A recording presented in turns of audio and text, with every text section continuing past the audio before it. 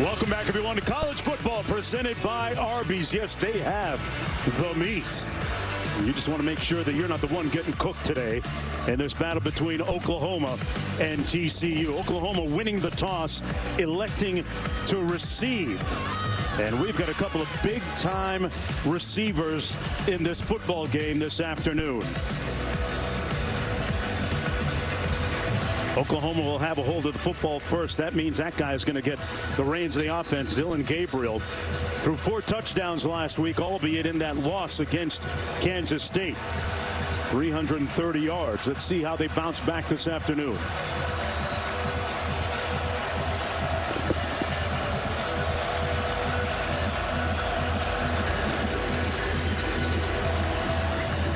And we are underway. Billy Bowman Jr. on the return and out to the 27-yard line. Quinn, what about those big-time receivers? Well, you got a bunch of Sunday receivers hoping to put some money on tape today, and it starts with Oklahoma's Marvin Mims. They call him Marvelous. What separates him is his body control. This guy's got the ability, while running full speed, to track the deep ball. He's also a threat on punt returns. Q, well, that stands for quality, and that's Quentin Johnson. He's 6'4" and runs like the wind. He torched the Sooners in 2021. Sonny Dykes telling us, think players, not plays. They hope to feed him. He's got the body type of the quintessential NFL outside receiver. Yeah, really looks the part. We'll wait to see him on offense. Right now, it's Oklahoma. First down and 10 from their own 27-yard line. Sooners with one of the more prolific offenses in the country. They're going to run it. And a nice hole on the left side. First down by Eric Gray.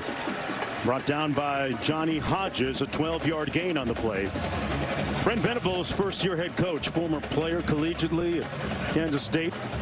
Taken over from Coach Stoops, the guy that recruited him back in the day. Electing to take the ball first offensively. This is going to be Gray. This time brought down right at the line of scrimmage. Good tackle by Abe Kamara.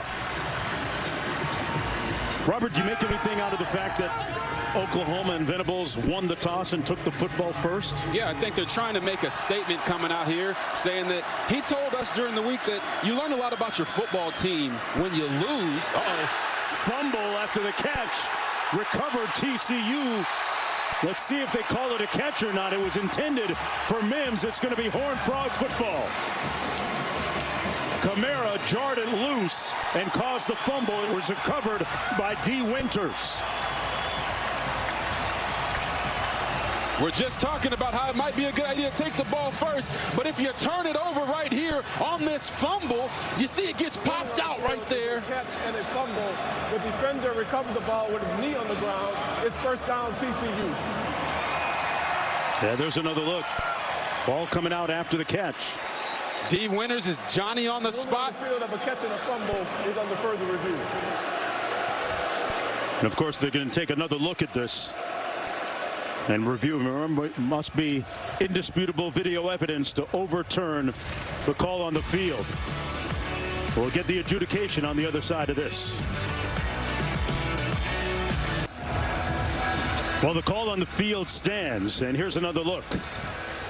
Yeah, you're going to see him catch the ball, make a football move. The ball gets popped out, and then D. Winters is Johnny on the spot to get the recovery. And you talk about a team that took the ball first off of the coin toss because they haven't had that. They've only had one turnover up until that point all year. Duggan, little receiver screen complete to Williams. Savion Williams with his 8th reception of the season. Conventional wisdom would tell you as a coach to kick the ball if you win the toss. And right there you see Oklahoma is now behind the sticks because they turned it over on that first possession. Good starting field position on the opening drive for TCU. This is going to be Kendre Miller. Broke one tackle, another one, and got stopped short of the first down at about the 39-yard line. It'll be third down and about a long 4 to go. Max Duggan, the starting quarterback, did not begin the season as QB1, but after an injury to the starter, he started the last 2, completes this pass for the first down to the outside. That's Darius Davis, the slot receiver, to move the chains. And as you've already seen, TCU is already spreading the ball around to multiple guys. Kendre Miller's an NFL-type back, in my opinion. But they're going to run fast-paced offense, try to keep Oklahoma from getting into some of their sub-packages that they like to run with Brent Venables. Max Duggan leading the nation, FBS in passing efficiency coming in. Plenty of time, taking a shot deep. Davis, coverage, flag. That's going to be pass interference. He was working against Damon Harmon. Darius Davis, their leading receiver, coming in. Number 17, defense, 15-yard penalty, automatic first down. As you said, Darius Davis is their leading receiver, and I would hold him too if I couldn't cover him out there. That is the definition of pass interference. Not only does he not get his eyes back, but he tackles him before the ball even gets there. He was riding double D all the way into the end zone on that one. That was an easy call for the officials. Davis had an 80-yard touchdown catch last week in their win against SMU. First and 10 from the 19. Duggan puts it up, jump ball, caught, touchdown Williams.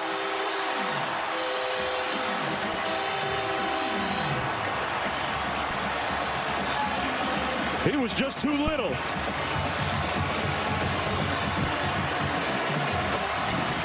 Jaden Davis last year for Oklahoma had a nightmare of a game going up against Quentin Johnston. And right there, Savion Williams said, oh, I get mine too. Right here, he tracks the ball, makes the play. Great throw there by Max Duggan. But Savion Williams, his name sounds like a fine wine. Yeah. That touchdown was fine too. No doubt. Vintage Williams. That was the second touchdown catch of the season and of his career. Duggan continues with the hot hand, his 9th touchdown pass this season. TCU with a 7-0 lead. College football on ABC is presented by Arby's. Arby's, we have the meats. An incandescent Saturday afternoon here, the first Saturday in October. Hey, aerial coverage provided by Goodyear, celebrating the challenge of road games everywhere. Are you ready for the road? Goodyear, more driven. Hey, man, I'm trying to get my family to go up on that blimp there with Goodyear. That'd be a sweet attraction there. My family, too? Can I come? Come on, man. There's more than enough room. Hey, from any angle, that touchdown pass and catch looked immaculate for TCU, who lead 7-0. Just underway here in Fort Worth. Conference opener for the Horned Frogs against Oklahoma, trying to bounce back. This is Bowman Jr. cutting to his left and chopped down. There's a flag down at the 24-yard line. Bowman down at the 25, and he's slow to get up as well. Bowman limping a little bit on that right leg. Tuta Salam, our referee, wearing the white cap today.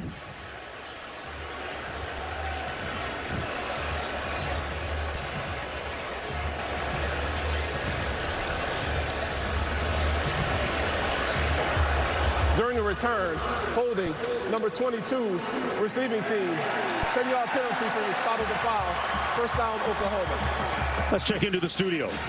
Mark, good afternoon. Time now for our AT&T 5G studio update. Kevin Nagani, Booger McFarland to Little Manhattan a week after knocking off Oklahoma. Here's Adrian Martinez, Boog. Yeah, continue what he did last week, using his athleticism, getting the ball in the end zone. Number 25, Kansas State on the board first against Texas Tech on ESPN+. Back to Mark, RG3 and Q.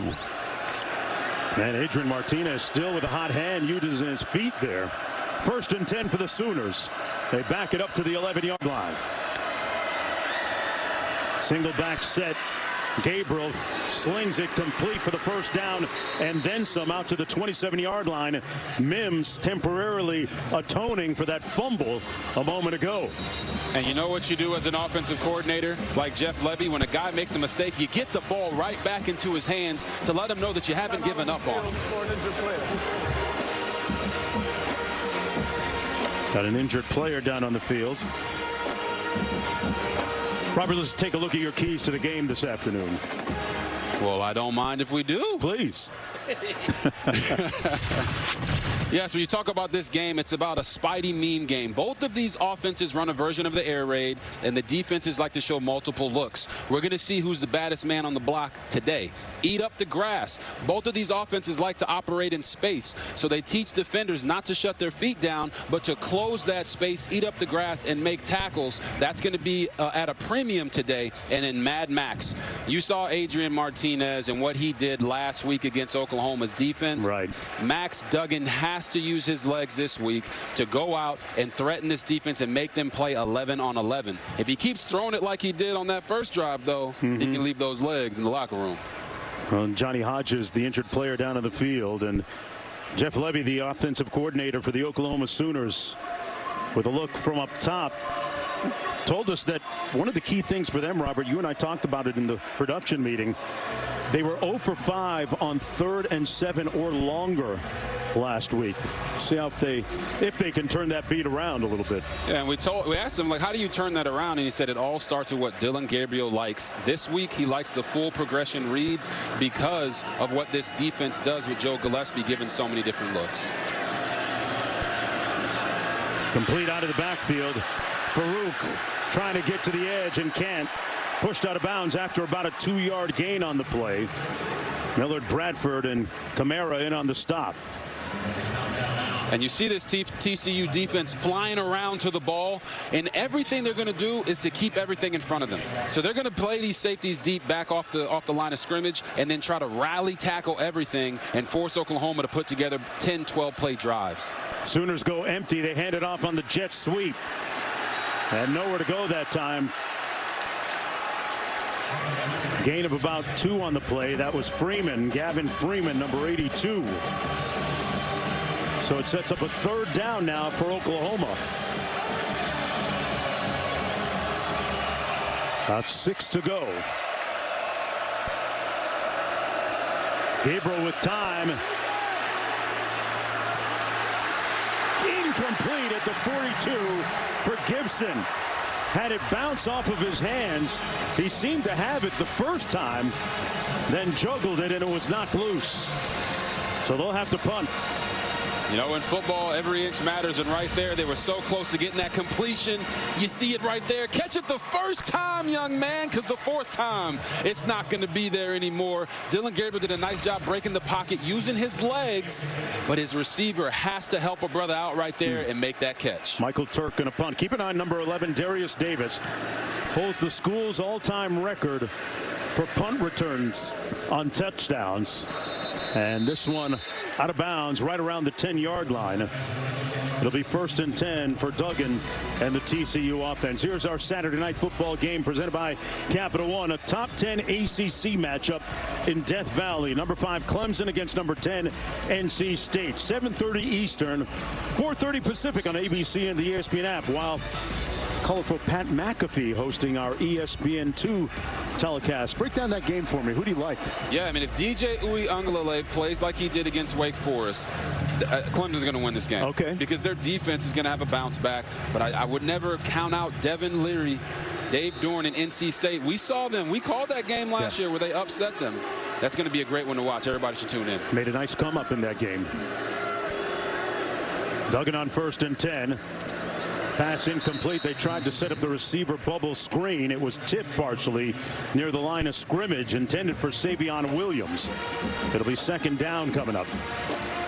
Last week, Duggan 22 of 29, 3 touchdown passes, no interceptions against SMU across town. In a game that Sonny Dykes coaching against his former school.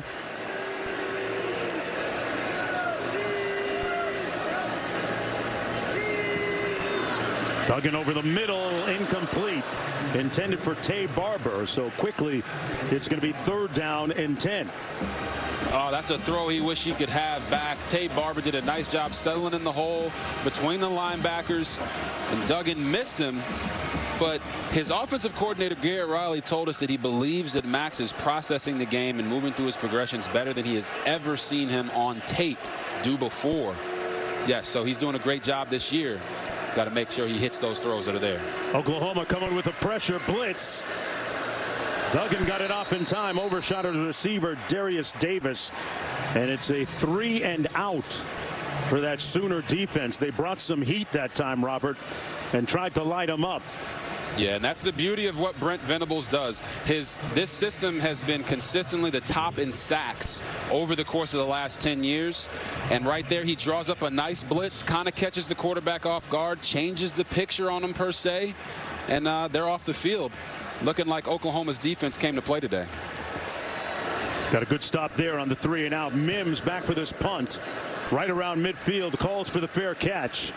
It'll be 1st and 10, Sooners from the 46-yard line of TCU. And now for today's Aflac trivia question.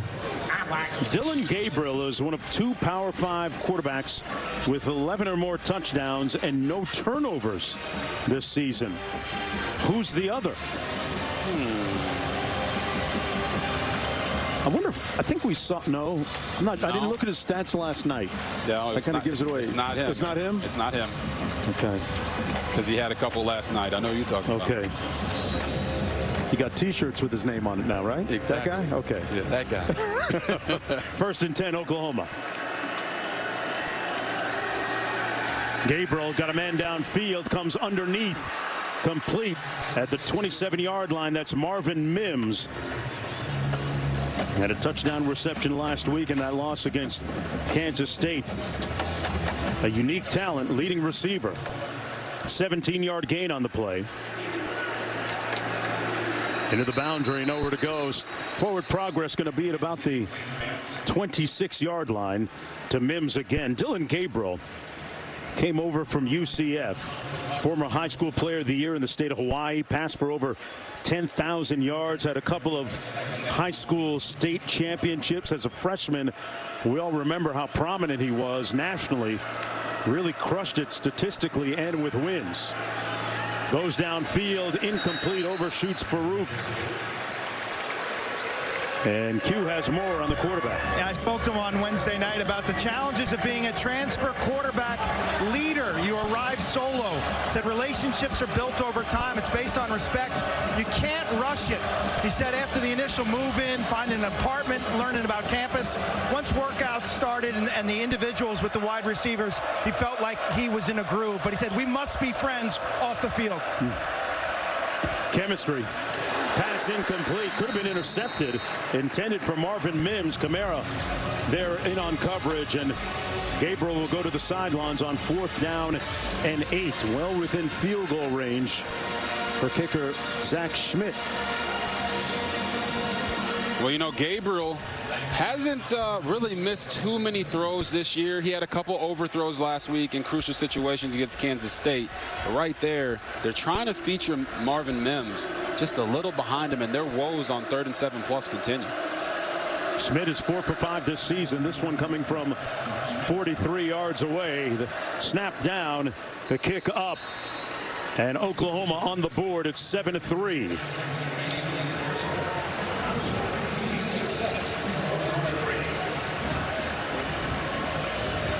So with 9:49 to go in the first quarter, it's 7-3. Hey, what about the fact that TCU, what if I told you they were the only undefeated FBS team in the state of Texas? That would get your horns pointed up, right?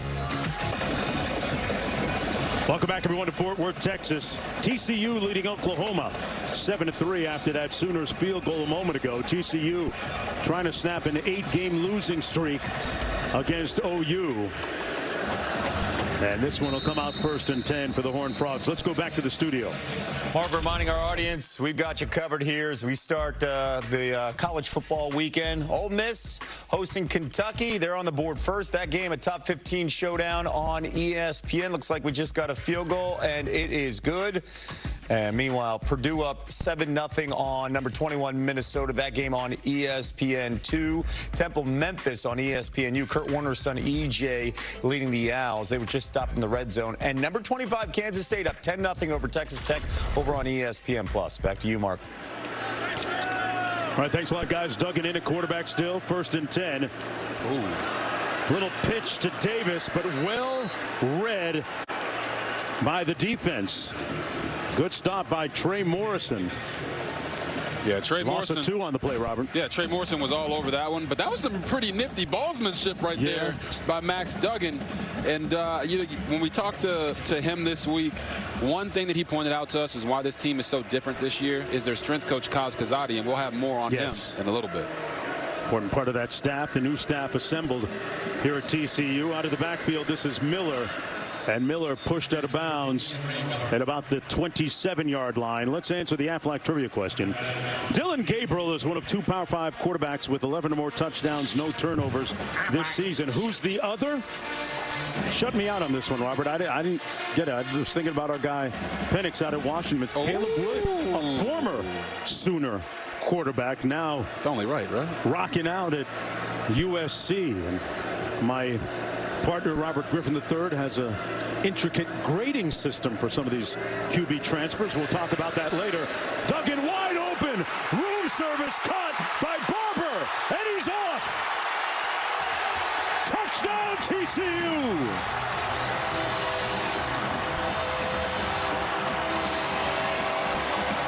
'73 yards.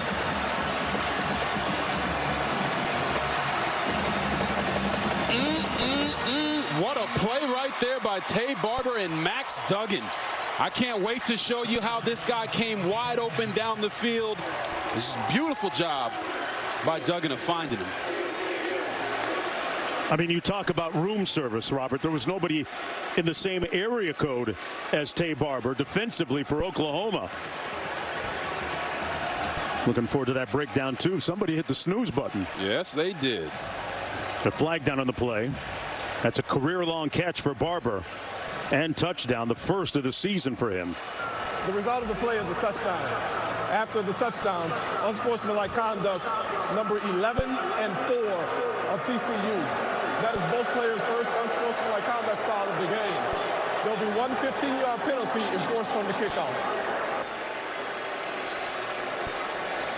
A dismayed and disappointed Coach Dykes. But if I'm a coach, I take the enthusiasm with the touchdowns. It's okay. Listen, man. Football is supposed to be fun. That's right. You don't want the penalty, but it is supposed to be fun.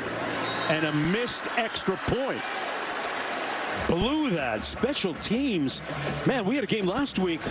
Blown easy field goals and extra points. And the trend continues. Let's take a look at maybe what that flag was about, though. Here's Barber. Celebrate, a couple high fives.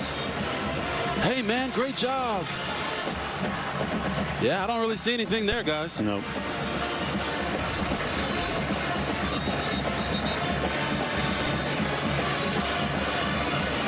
Tough to figure that one out. Yes, it is. But here's the replay of the play, and I want you to watch this safety right here. He's going to come forward. He's man-to-man on Tay Barber, who is right here. And he's going to come forward because he sees the back come out of the backfield and leave Tay Barber wide open all by himself. I tell you this, man, Tay Barber must have got a fresh cut because he out there acting a fool today. You got a nice lineup, no doubt, Robert. He faded that defense, that's for sure. 8:35 to go in the first quarter. Boy, some serious offensive fireworks from TCU early in this football game. We haven't even reached the midway point of the first quarter, and already a couple of touchdowns, albeit the missed extra point. The lone blemish on their afternoon. And you know, Mark, an interesting part of that play also is that on a previous possession, Darius Davis had got one-on-one with the safety. And that safety wanted no part of it. It was Damon Harmon. So right there, they got him one-on-one again with the safety in zone coverage. He didn't want anything to do with it. Farouk still on his feet into TCU territory all the way down to the 38-yard line. Nice return by Jalil Farouk. Hey, this season, All-State will celebrate every field goal and extra point made by participating universities by making a donation to the university's General Scholarship Fund. Thank you, All-State. And the best nation in the world, Robert Griffin? A donation. There you go. Love it, man. I'm sorry, man. I'm a little excited by the start. Let's see what Gabriel gets done here with the football. College football will do that to you, Mark. Yes, John. sir. Gabriel's going to hand it off, and through the right side of that offensive line is Eric Gray, the transfer from Tennessee. Ooh. Expect to see Gray and Barnes out of the backfield. Marcus Major as well. Back up the line of scrimmage. It's going to be Gray again, this time trying the left side of that offensive line. Took a stick from D. Winters. 2-yard gain on the play. D. Winters, a great story for the Horned Frogs defensively. He was one of the first players to visit with the defensive coordinator, Joe Gillespie, after Gillespie met with the defense after taking the job. 3rd and 4.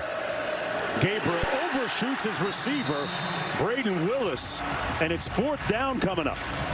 And Mark, there goes that unfortunate overthrow that seems to be plaguing Dillon Gabriel right now. They are going to go for it on 4th down. You like it? I like the decision just because this is in that fringe area where you can kick a field goal probably here, but it's going to be a long one for your kicker. But Oklahoma and teams around the country have decided to go for it on 4th downs in this fringe area more and more often. Let's see what they call here. They're 4 of 7 on 4th downs this year. Gabriel going through his progression. And another overthrow incomplete for Mims that time. Robert, you pointed it out. That's an early storyline for Dillon Gabriel with another overthrow. Yeah, a lot of times when you're a quarterback and you're overthrowing your receivers, it's because you don't have your body settled. And you're going to see Dillon Gabriel work across the formation, break the pocket this way, and then he tries to get his feet back underneath him to make the throw. But once again, it's just his consistency in his throwing mechanics right now just seems to be a little bit off. And his coach, offensive coordinator Jeff Lebby, talked about how anytime Dillon Gabriel has his feet underneath him, he's good and he makes all the throws. Okay. Right there, he tried to get them, but couldn't quite do it. We got a football up here in the booth. I'm going to ask you to show me what having his feet underneath him looks like at some point during the course of the afternoon. 1st down and 10. You used to play the position, right? Yeah, a little bit. Duggan quarterbacking, taking off. Duggan with his legs. Oh, Duggan all the way for the touchdown.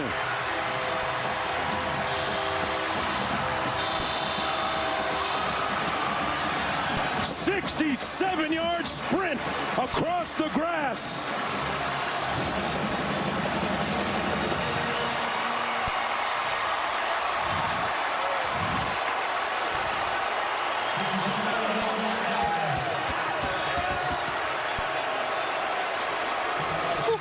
Don't sleep on his wheels. Oh, my. Max Duggan showed the Sooner defense his shoe bottoms in a big way right there. Pulling away this time, the extra point good, and it's 20-3. Opposing quarterbacks have 5 rushing touchdowns against Oklahoma this year, and that might have been the best one of them all. Robert, we smiled. He smiled when we asked about his speed yesterday. Yes, look, he told us that he feels faster, leaner, more agile. He's like, where are the defenders at? His strength coach, Kyle Skazati, told us this man's got a dragon in his chest, and right now he's spitting hot fire. He just flamed that Sooner defense. He can't believe it. He said, I can't believe Max Duggan just ran that on us. You better believe he did, sir. You better believe he did. The Oklahoma sideline, and I'm sure Quint down in the field sees this too. They seem stunned right now. Starched, apoplectic Quint. Q? Coach Venables right now getting after his defense on the left side 40-yard line. You know, Billy Bowman hasn't come back in the game at safety after hurting himself. Remember that early kickoff he got hurt? That potentially led to the long touchdown pass. And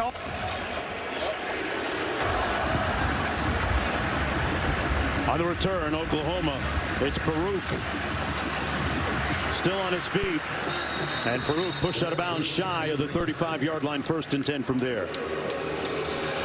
Boy, we have had some real pyrotechnics, some fireworks here early. Gabriel completed it to Mims, and then the fumble allowed the first score right there on the great catch in the end zone from Williams. And then wide open, Barber races into the end zone, and then Duggan taking out his do-it-yourself kit and doing just that for the next touchdown. Their third one of the afternoon already here in the first quarter. Barnes on the run for Oklahoma, and he's brought down at about the 37-yard line. Now look at the Sooners discombobulated, disconcerted on the sidelines right now. That defense on its heels. On the slant, incomplete, and a flag. That's going to be pass interference. Hodges Tomlinson had an arm draped around Mims.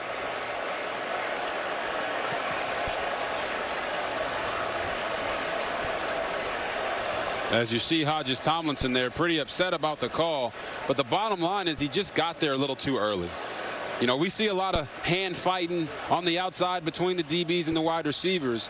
But if any time you get to them early and make them turn, they're going to throw the flag. On the play. Ineligible player downfield on the pass, number 73, offense.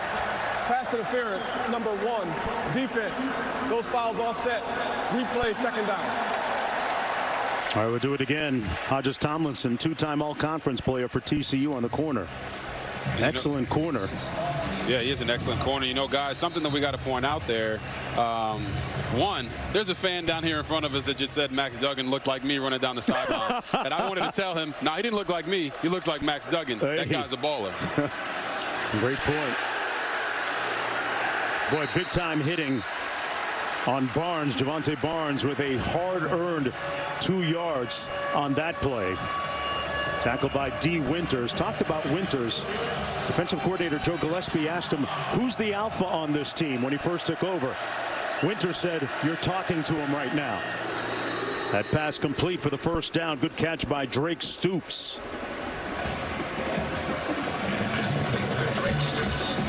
That's a very low-key and understated Brent Venables. Much different portrait of the guy we are used to seeing on the sidelines going back to Clemson.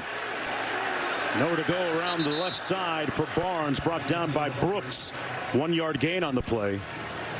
And you know so does he doesn't look like, Venables doesn't look like he needs a get back coach right now. Someone to actually get him back and pull him back. Someone assigned to him like in the past. Gabriel taking a shot downfield. They pop the top on the defense, and it's incomplete, intended for Mims. Yet another overthrow by Gabriel. Yeah, guys, I think that might be the 4th or 5th overthrow that we've seen. I know that he wants to make the plays, get it all back, but you got to make sure you give your wide receiver a chance. A lot of times on the deep ball, an underthrow is just as good as hitting him in stride, because at least you're giving him a shot to make the play. To overthrow Marvin Mims, you really got to try to overthrow him. And right there, Gabriel did. 3rd and 9. They got to get to the 46. Gabriel, high, incomplete. Again, Drake Stoops, the intended target. It's 4th and 9. We have an injured player down in the field. Okay, Robert, we've been talking about the proclivity for overthrows by Dillon Gabriel. His coach says he's got to play with his feet underneath him. Show me and tell me exactly what that means, feet underneath him. Right. When you pause this screen right before the ball comes out of his hands, you're going to see that his feet are so far outside of his frame, outside of his shoulders, and that's not what they want. I have extensive relationship with Jeff Lebby, having been coached by him in college. You're going to see it right here. Look at that big space. We can roll it back just a little bit, and you'll see he's got all that space between his legs. When they coached me when I was in college at Baylor University, they told me this isn't where you want to be, right? You don't want to be way out here. Right. You want to be standing tall with a slight bend in your legs, because then when you make those throws, you're from a consistent plane. Okay. It's like golf. Right? Okay. If you keep your shoulders down in golf, you're going to be able to swing right through where you go back. But by him having his feet so far out, it's going to make his hips have to activate and go too far. Watch. He's there underneath himself, but watch when he steps to make this throw. He's so far outside of his base, it's going to make the ball sail on him. Okay. All right, now when you got 6'4", 6'5" defensive linemen and 6'6" offensive linemen in front of you, it's very important to have a consistent base with where you're throwing from so that you and your receivers can know that the ball is going to be on the money. Well, he has missed his targets high a lot. He's missed 6 of his last 7 passes overall in the game with 5:36 to go in a prolonged, 6:13 to go in a prolonged first quarter. He's 6 of 13. And the Sooners going to punt again. This is Michael Turk. Darius Davis perched on his own 10-yard line.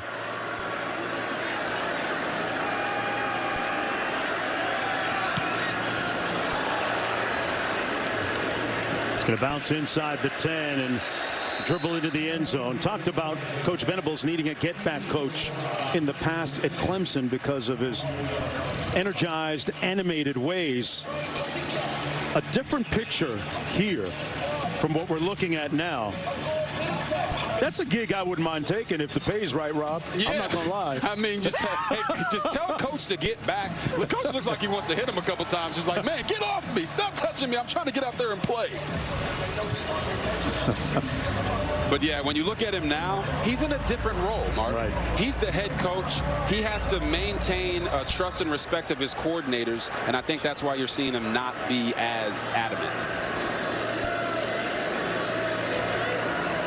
1st and 10. Duggan with time, taking a shot up top. A little bit of contact and a flag. That was intended for Quentin Johnston, working against Woody Washington. Looks like we're going to have another pass interference. You saw the indication. That was the first target of the game, I think, for Quentin Johnston. Number 10, defense. 15-yard penalty, automatic first down. Correction, the player is number 0. You're going to see here, Max Duggan puts some air under the ball. The DB gets there early. I'm telling you, man, they got to teach these DBs to not just play the hands of the wideout, but to get their eyes back. Because when the ball is in the air for that long, it's going to be impossible for them to judge when the ball's coming down. 1st and 10 as a result. Pass complete to Johnston. He's going to be met right away. And Q, we were talking about Venables, and he's got the thermostat of the room now, right? It's a little hot down here, I would say. He's going to need a get-back coach if his defense continues to get bludgeoned the way they are right now. Whether it's missing a fit on the Duggan run, whether it's getting beat deep, whether it's PI calls. I get the feeling that this defense has got a lot of volume, a lot of stuff on their plate, and they're thinking too much and not doing their jobs. And his pregame news conferences this week, he talked about his players being hesitant defensively and not getting their fits right in tackling. That time they do. Sean White, first one to get there on Corey Wren. No gain on the play. Nose of the ball resting at about the 39-yard line for TCU in this first quarter that they have owned. Yes, Duggan looking at 3rd and 6. Yeah, TCU has owned this quarter. And when you talk to Brent Venables this week, he said this game was important because you got to right the ship. And right now, Sonny Dykes and TCU, they got their own ship rolling. Duggan almost got sacked, got rid of it in time.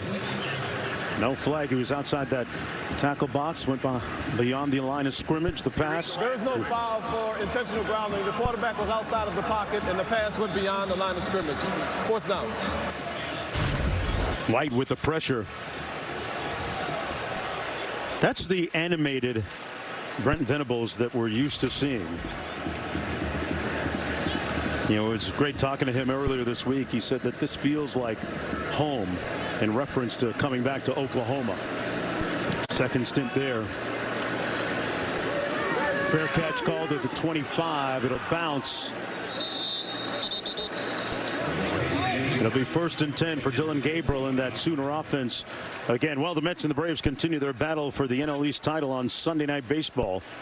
7 Eastern, 4 Pacific on ESPN, ESPN Deportes, and ESPN Radio. Our coverage begins at 6 Eastern with baseball tonight. Sunday night countdown.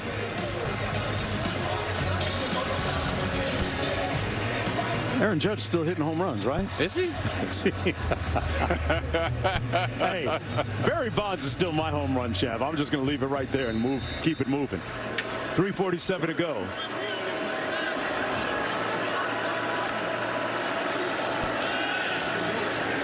On 1st and 10, Eric Gray runs it. Gets a couple of yards. Dylan Gabriel's father played quarterback at Hawaii. He taught his son footwork and throwing mechanics. Oh, that's all bad right now. That was bad mechanics offensively. There's going to be motion up front. False start. Number 72, offense. 5-yard penalty. 2nd down. I remember during COVID that Gabriel's father converted the family garage into a very elaborate, comprehensive gym, and got in some good workouts with his son during that time. Got to make do with what you have, right? Yes. Trying to be resourceful right now and enterprising. Gabriel on the move. Pushed out of bounds at about the 22 by D. Winters, a.k.a. I'm the alpha dog, coach. You don't have to ask anybody else. There he is, number 13, the leading voice defensively for TCU. Anytime you see a linebacker with a neck roll, you know he means business. D. Winters trying to let these guys know winter is coming.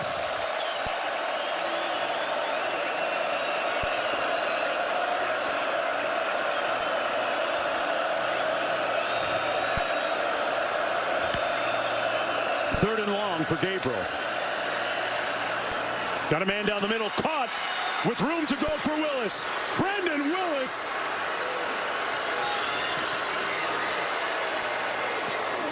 Touchdown, Oklahoma. Brandon Willis with just enough gas to get into the end zone.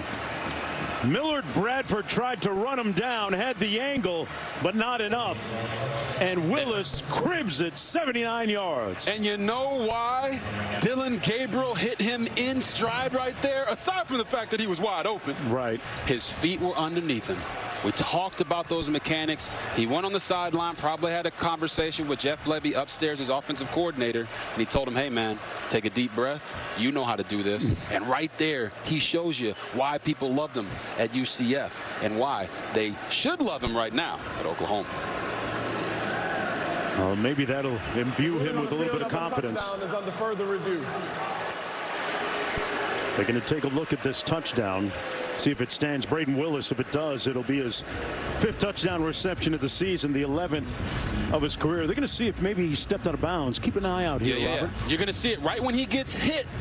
His foot is going to go out of bounds, and it's just a matter of where's the ball when it happens. You see the hit? There's his foot out of bounds. To me, it looks like it's just short of the goal line. Can't really tell from that angle because of the depth perception. Would need one that looks right down the goal line, but remember, there's got to be indisputable video evidence to overturn the call on the field. Here's another look. Have a little bit more of an angle here.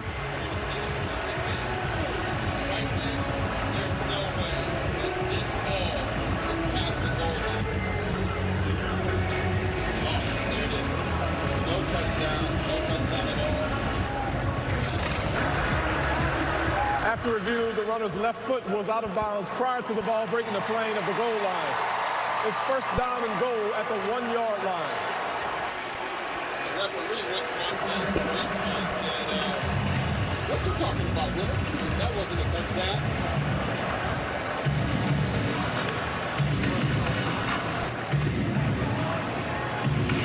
So they're going to be 1st and 10. 1st and goal from the 1. Had a little technical issue. And we're back. 1st and goal. Gabriel under center this time. Going to hand it off. And that'll do it. Gray. No doubt about that one. Gray with his 3rd touchdown of the season. The Tennessee transfer punches it in, and that'll count. Yeah, so here you're going to see Dillon Gabriel once again. He drops back to pass. His feet are underneath him. Now watch, his feet are here. Look where they're at when he makes the throw. Still underneath him. Nice, calm, compact motion. And he hits Braden Willis right in stride. What you talking about, Willis? he was talking about a touchdown. That's what. Tell you what, there's a reason why the coaches were really glad that Willis decided to stay and play for the Sooners, guys. Let's go back to the studio. Mark, time now for our Mayhem Moment, brought to you by Allstate. You know, Ole Miss, their running attack, the storyline this season. Quinshon Judkins here, Boog. Yeah, notice the down, Kev. 3rd and 3. They catch Kentucky by surprise. That is a running down for Ole Miss. 48 yards to the house, and they're up 14-0. So Kentucky's special teams, another storyline. They need a big return. You get it from Barry and Brown. Yeah, they want life support at this point, but just like any good team, special teams stepping up. 85 yards, setting up a touchdown, but they missed the extra point right now, 14-6 on ESPN. Mark? All right, back here we got a 10-point football game, 2:15 to go in the first quarter. 30 points already. Where are the defenses, Robert? Hey, Mark, I don't know where the defenses are, but this is my type of game right here. These offenses are humming right now. In a big way, look at the numbers. It bears out that fact. 4 plays, 76 yards for the touchdown during that last drive. Willis with the touchdown run, 79 yards, and now it'll be Max Duggan's turn. And that's why whenever you play a team that runs a version of the air raid, really no lead is safe. This is going to be a great game. These teams are humming, ready to roll. Horned Frogs will have it 1st and 10 from the 25-yard line. Max Duggan, a young man whose football career, if you remember, was in peril a couple of years ago when he tested positive for COVID. Subsequent follow-up exams showed a heart ailment that had to be rectified via surgery, and it was subsequently cleared up. And he was able to play football again after that, obviously. But when you look at number 15 right there on your screen, that's a young man that takes nothing for granted. He loves football, but he realized perspective through that whole time.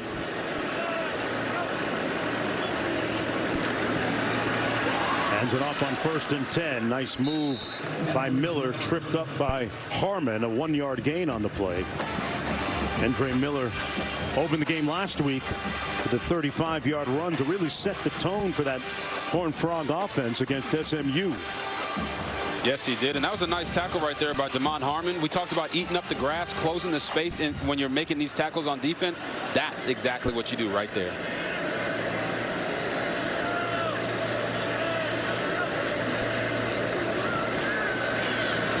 Duggan with all day.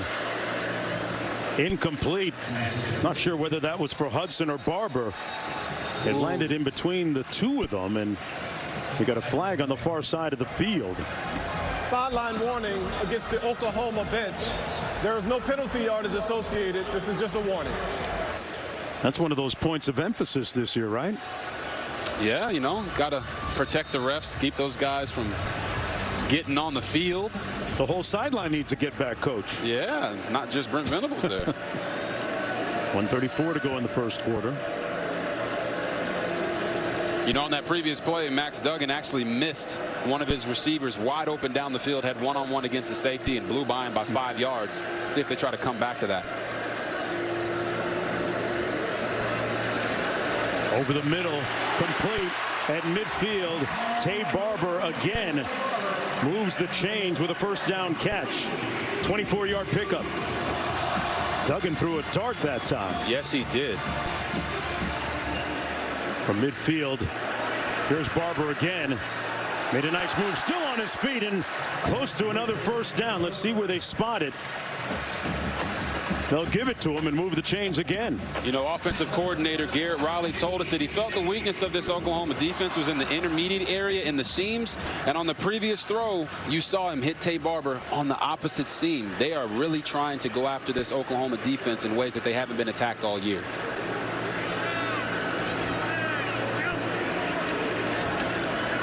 They get it out on the receiver screen. Hudson on the edge, still on his feet. And close to another first down. Jordan Hudson, a poised freshman that the coaching staff really expects a lot from in the future. 1st and 10 again for the Horned Frogs from the Oklahoma 30. Quentin Johnson spit wide to the top of your screen. Wiley in motion, now sets. Looking at Johnson, up for grabs. Jump ball. Contact. Flag. And Woody Washington is going to get called for pass interference. Mark, Woody Washington is not looking real presidential out there right now. He's holding everybody. Pass interference, number 0, defense, 15-yard penalty, automatic first down. Oh, man. Johnson was wearing him that time like a suit. And Johnson still almost caught the ball. Yeah. Hey, like they say, if you can't cover him, hold him. Tell you what, Quentin Johnston has so much gravity out there. He attracts so much attention.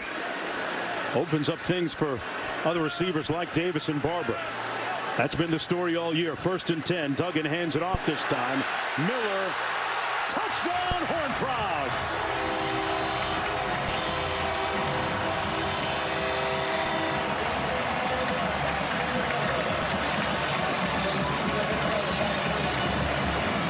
Miller with his 4th rushing touchdown of the year. And he was sprung open by a block from Brandon Coleman, number 77, the left tackle. I told you Kendre Miller coming to this game is an NFL talent, and you saw a couple broken tackles right there as he walked into the end zone. Impressive offensive showing so far for TCU in the first quarter.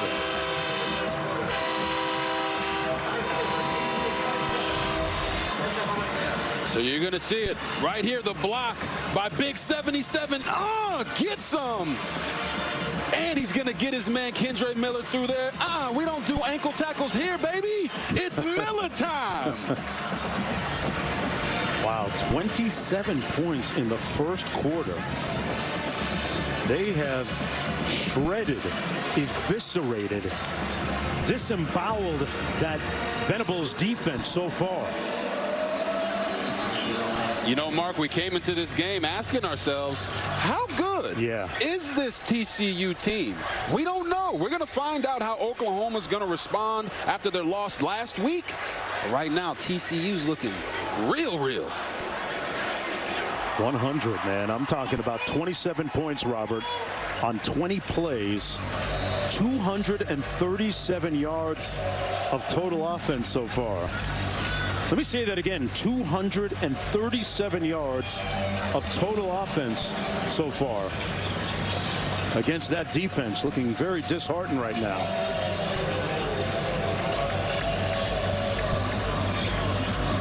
I'll tell you what, this kind of first quarter, if you're defensive coordinator for Oklahoma, Ted Roof, you're walking floors at night and smoking out the window, even if you don't smoke. Yeah. I mean, are you saying that the roof is on fire right now? Yeah, let it burn if you're TCU. Ted Roof told us that last week's game was an abomination. Right. They didn't live up to the standard. Keep the main thing the main thing. We heard all those things from the coaches. They have to do something to wake up this Oklahoma Sooner defense. Well, we're going to have to wait and see what that is going to be, because it's not happening right now. 1st and 10. Gabriel hands it off to Barnes. And Barnes gets down outside the 40 at about the 42-yard line. That's going to be the last play of the first 15 minutes of play. An offensive explosion in a pristine, bucolic setting in the neighborhood here in Fort Worth. We'll be back for the second quarter right after this. Welcome back, everyone, to Fort Worth, Texas. Welcome back to college football, presented by Arby's. Beautiful Saturday afternoon here in Fort Worth. Sooners faking the jet sweep. They hand it off straight ahead to Javonte Barnes, the explosive freshman out of Las Vegas. Picked up 3 yards on the play.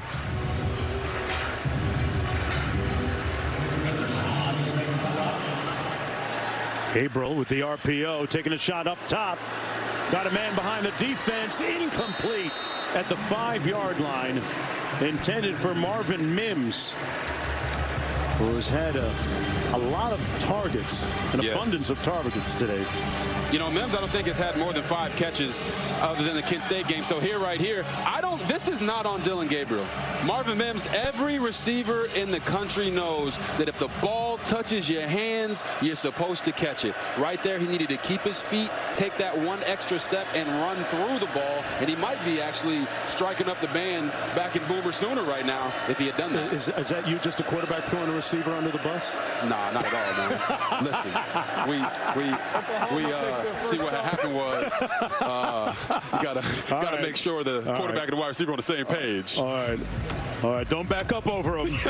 I'm gonna talk to Marvin after this game. We'll be back after this. Parents Weekend here at TCU. Kids in the hammock, mom and dad reading a book, chilling a little bit. Parents Weekend usually means, for kids, I'm guessing, let's not be so buck wild. Mom and dad are here right now. No doubt. They probably their friends are like, hey, you coming out this weekend? No, mom and dad are here. Can't let them know what I do. They're not around. 3rd and 7.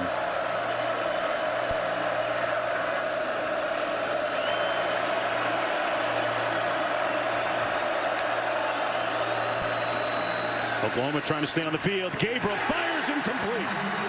And it'll be 4th down. Hodges Tomlinson there to break up the pass to Weiss Jr.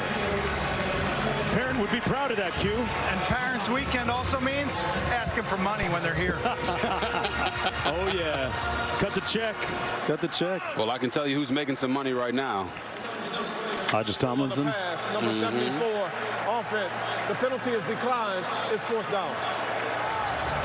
Yeah, Travius Hodges Tomlinson is making money right now out there on the football field. Both him and Josh Newton are sticking to these wide receivers like glue, making everything difficult. You know, Oklahoma's known for having a lot of NFL-type talent. Right now, these corners are shutting them down. 4th down and 7. Remember, that is the nephew of LaDainian Tomlinson, former NFL great, Hall of Famer, played here in Fort Worth. This is going to be down inside the 10-yard line. 1st and 10 from there. Remember, he initially, as you look at his great reaction there, animated reaction, he initially committed to Baylor. And Robert, he remembered watching you play at Baylor back in the day, but ultimately decided he wanted to come to TCU, who was known for putting defensive players into the NFL. Yes, and Hodges Tomlinson's taken the next step. He talked to us about strength coach Kaz Kazadi and how he's helped him put on weight, but also maintain his speed, his leanness, and his agility. And right now, he's not only being a lockdown corner outside, but he's also playing in the box a little bit and making tackles in the running game. That's an all-around corner for you. 1st and 10, Duggan out of the shotgun. Hands it off. Nice hold from Miller. Still on his feet. Great hand walk. An indefatigable effort there by Kendre Miller, picking up 9, maybe 8 yards on the play, but nice hand walk. 2nd and short.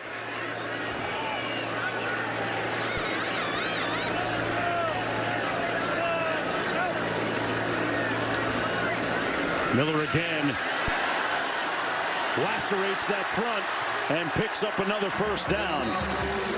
Out to the 35-yard line, a missed tackle by Harrington, a 16-yard gain. And talk to me about the tackling of this Oklahoma defense right now. Yeah, we talked about eating up the grass, but right now they're not eating up anything. They're missing tackles left, and that's 1, 2. Almost 3 and 4 broken tackles right there. Kendre Miller is a really, really good running back. I've never seen a guy break more tackles on 1 foot than he has. But if you're Oklahoma, if you want to get this game turned around, it starts with the basics, man. You got to win the line of scrimmage and tackle on the back end. Another first down for the Horned Frogs. They're going to keep it on the ground, and why not? 4-yard effort that time by DeMercado. Mari DeMercado.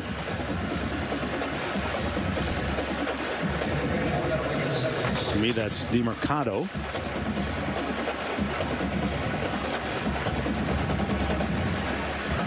Second down and 7.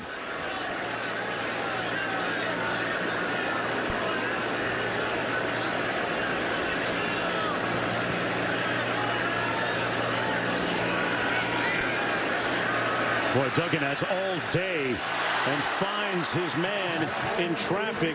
Savion Williams with another first down catch. Robert, there is absolutely no pressure on the quarterback. 8-yard gain. There isn't, but look at this throw and the concentration by Savion Williams coming back to the ball. But Max Duggan, I don't think I've ever seen him play this confident in his life.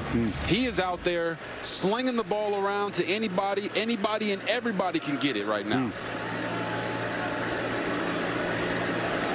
They hand it off to Mercado out near another first down, about a 9-yard gain on the play. You talk about Duggan. It was great to hear Coach Dykes last week in wake of that victory against SMU get very emotional, heavy-hearted when talking about the great story that his starting quarterback is after coming in and not winning the QB1 spot.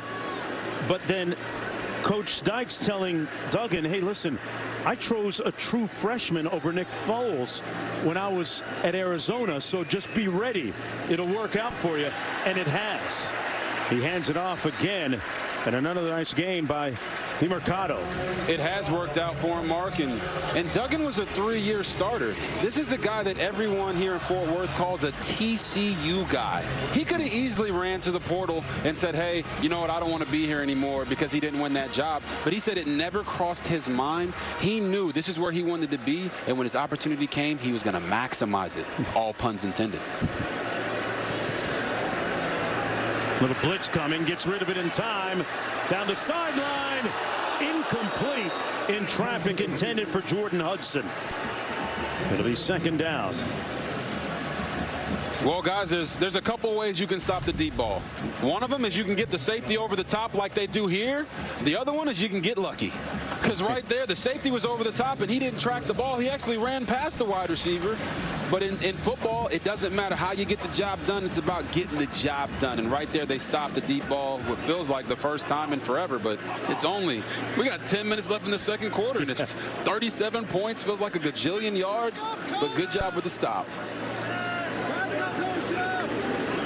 Duggan going to hand it off. DeMercado turns the corner, got the edge in space. Short of the end zone by mere inches. It'll be first and goal TCU after that 36-yard scamper.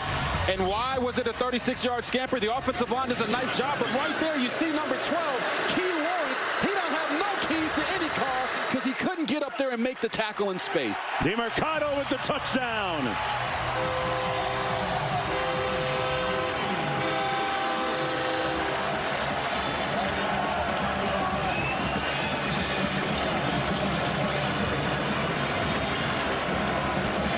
Last week, DeMercado had that 61-yard touchdown run against SMU.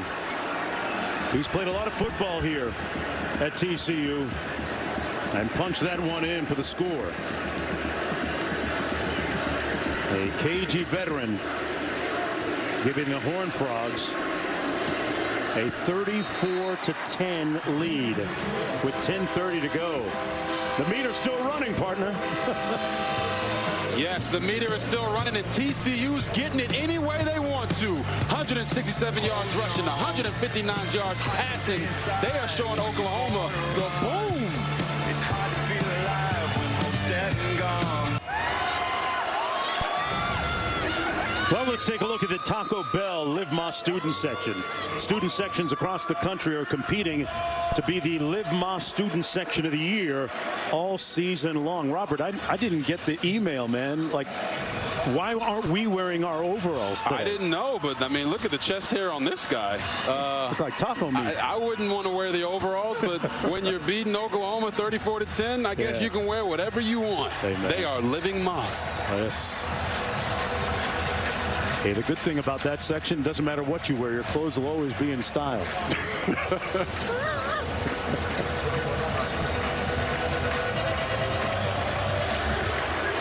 Close to a sellout crowd of 48,000 on hand. Free kick out of bounds against the kicking team. The ball will be placed at the 35-yard line. First down. What does Oklahoma have to do here to just get some kind of semblance of offense going? Just 10 points on the board and down 24.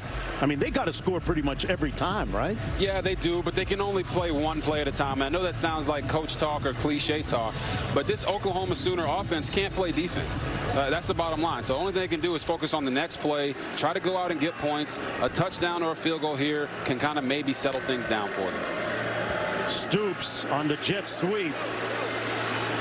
Turned those shoulders north-south and got out to about the 43. The Izor making the stop on the play. A 7-yard gain by Drake Stoops, native of Norman, Oklahoma. 2nd and 3. This time they fake the jet sweep to him and give it to Gray. It's going to set up a short 3rd and a long 1 to go. Dylan Horton making the tackle for TCU. TCU in that 3-3-5. And they give up the first down on that run by Gray. Out to the 48.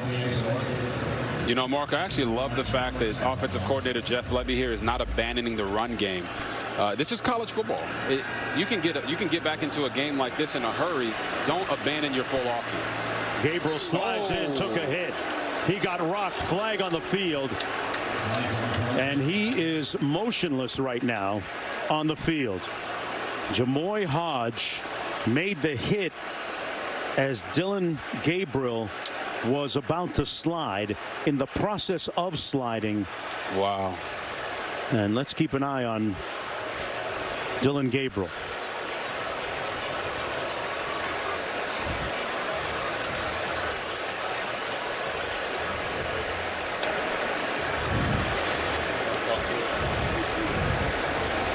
Dylan Gabriel took a hit, and we're just going to sit back and observe here. Both teams being motioned to their respective sidelines. Here's another look at that hit.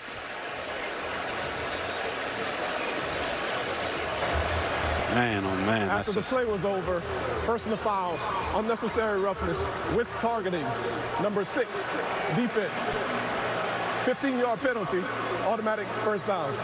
The ruling on the field of targeting is under review. Okay, so you target and you talk about the crown of the helmet, which has been redefined this year as, in layman's term, just literally the top part of the helmet. And is the player defenseless or not? They're still tending to quarterback Dylan Gabriel of Oklahoma. We're going to take a short break and be right back. Welcome back, everyone, to Fort Worth, Texas, where Dylan Gabriel, the starting quarterback for the Oklahoma Sooners, is off the field. He was able to walk off. This was the hit that he took a moment ago from Jamoy Hodge, who has subsequently been called for targeting and is done for the rest of the afternoon. Seemingly emotionally distraught. He was in tears down there. Oklahoma on 1st and 10 down to the 22. That's Eric Gray. Davis Bevel is in at quarterback right now, Quint. Dylan Gabriel walked into the observation, the medical tent, and now we got our first look at Davis Bevel. The Pitt transfer. He was the 3rd-string quarterback last year at Pitt. Came on in the Peach Bowl when Nick Patty, the backup to Kenny Pickett, got hurt. So this is, I thought the injury brought a certain unification to the Oklahoma sideline, Mark. They all came together. It could be a kind of a wake-up moment in this game. We will see. They certainly need one. Around the corner, Barnes, touchdown Oklahoma. In the wake of the injury to Gabriel, just several plays later, they punch it in. Javonte Barnes, the explosive freshman out of Las Vegas, with Hodge watching from the sidelines for TCU. And as you intimated a moment ago, Quint, perhaps a rallying point for Oklahoma, Robert. Yeah, and you're going to see Javonte Barnes. He is the definition of explosion. They get a nice run block for him, and he explodes down the field into the end zone. You want to talk about unification? Your quarterback goes down on a late hit when he's sliding. You come out, you go score a touchdown for him, and get yourself right back in this game. That was Barnes' first rushing touchdown of the season, the first of his fledgling career. Timeout. We'll be back after this. Can't wait.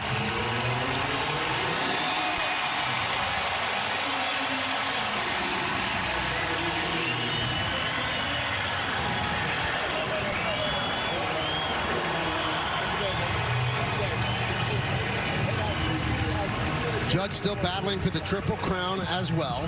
Had a single yesterday, still trailing Luis Ariz of the Minnesota Twins by percentage points. But 61 home runs, 130 runs batted in.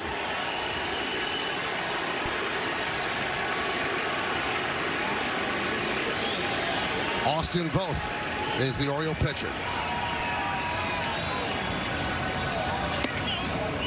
And we welcome all of those from around the country tuning in to see Aaron Judge attempt hit number 62.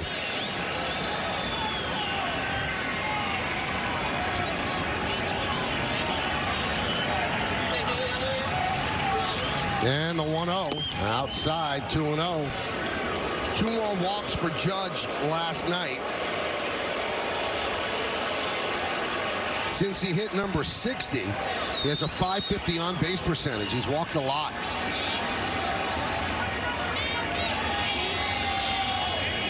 The 2-0, and that hit Judge.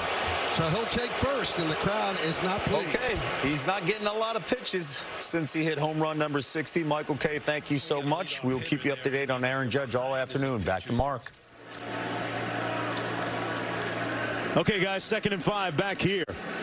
Duggan pulls the trigger and tackled right away at the 30-yard line. Nowhere to go for Darius Davis. Good tackle by Morrison. So it'll be 3rd down after the 2-yard gain. Ball at the 32. You're seeing TCU slow down a little bit with their offense, and I don't think they're playing anything conservative. I think they're just trying to make a concerted effort to get their best plays and their best players out there on the field right now. They got Quentin Johnson at the bottom of your screen and Savion Williams at the top. Both these guys have been going off all day. Blitz coming. Got rid of it in time to Davis. On the receiver screen, he's going to have a 1st down and then some. Interminable, endless effort by Davis, and got a good block from Brandon Coleman to pick up 18. Yes, Max Duggan gets the ball out quick. Davis gets upfield a couple blocks, but then he shows the power. Says, oh my goodness, get off me, Washington. You ain't got no money. Boy, he earned that yardage. Darius Davis, 48 yards receiving today, moves the sticks. 1st and 10 from the 50.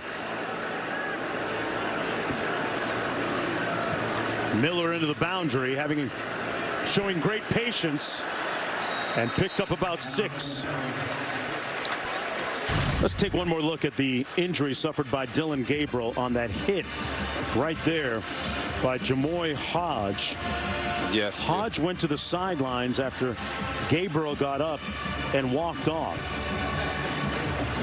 And Hodge disqualified from the game, but there's a look at Gabriel in the aftermath. And, you know, this is a game played by human beings. These are not machines out here. Miller with the run. The distraught reaction by the defender, Hodge, says a lot.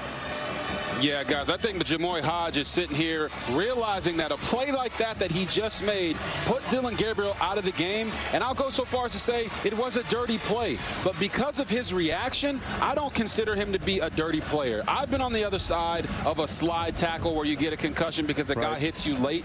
And it's really tough for these defenders to pull off in some of those situations because they're wired to get after the ball so hard.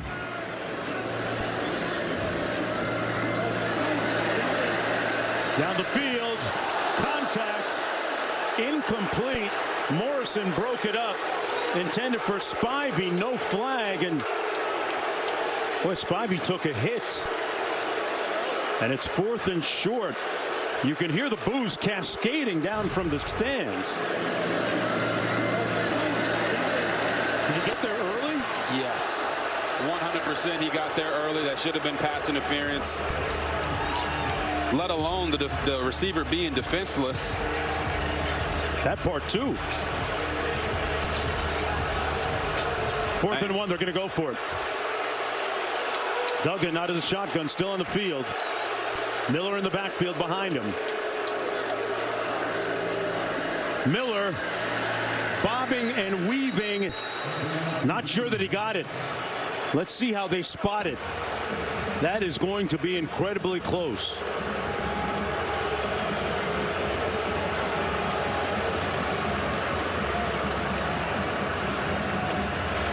Oklahoma gets the stop. The Sooners take over on downs. It appeared as if Miller had to do too much dancing behind the line of scrimmage. Boy, Sonny Dykes is hotter than July right now. Yeah, and I think he's actually more hot about the previous play than that stop right there, because it did look like Kendre Miller got stopped short of the first down line because they didn't win at the point of attack. We talked about that with Oklahoma last week against Kansas State. O and D line did not win at the point of attack, and again, right there, they showed that they can and will when they need to. They bowed up, got the stop. TCU called timeout. Q, what's up? You're going to need a fire extinguisher down here for Coach Dykes, because he is going after the side judge, Jason Leddit. He's going after the head official, Tuta Salam. The video screen showed the pass interference where the Oklahoma player was not playing the ball at all. And these fans got a good look at it 2 or 3 times, as did Coach. The referees, well, they don't want to look up at it because they know they got that one wrong. They know that was a miss, but there's no way that call can be reviewed. It's procedurally, the play is gone, the play is dead. Unless, of course, they thought it was targeting. If Coach Dykes wanted to get after these officials and say, can you look at that for targeting, perhaps they could have looked at the video again. Yeah, defenseless. Launch. Is there a launch there? Yeah, there's a launch there. Hit him in the head and neck area. You'll see it here. Yeah, so Coach Dykes called the timeout just to give the officials some smoke, it appears. 1st and 10 for Oklahoma. The previous play is under review to determine the spot of the forward progress. They're looking to see where the ball should be spotted.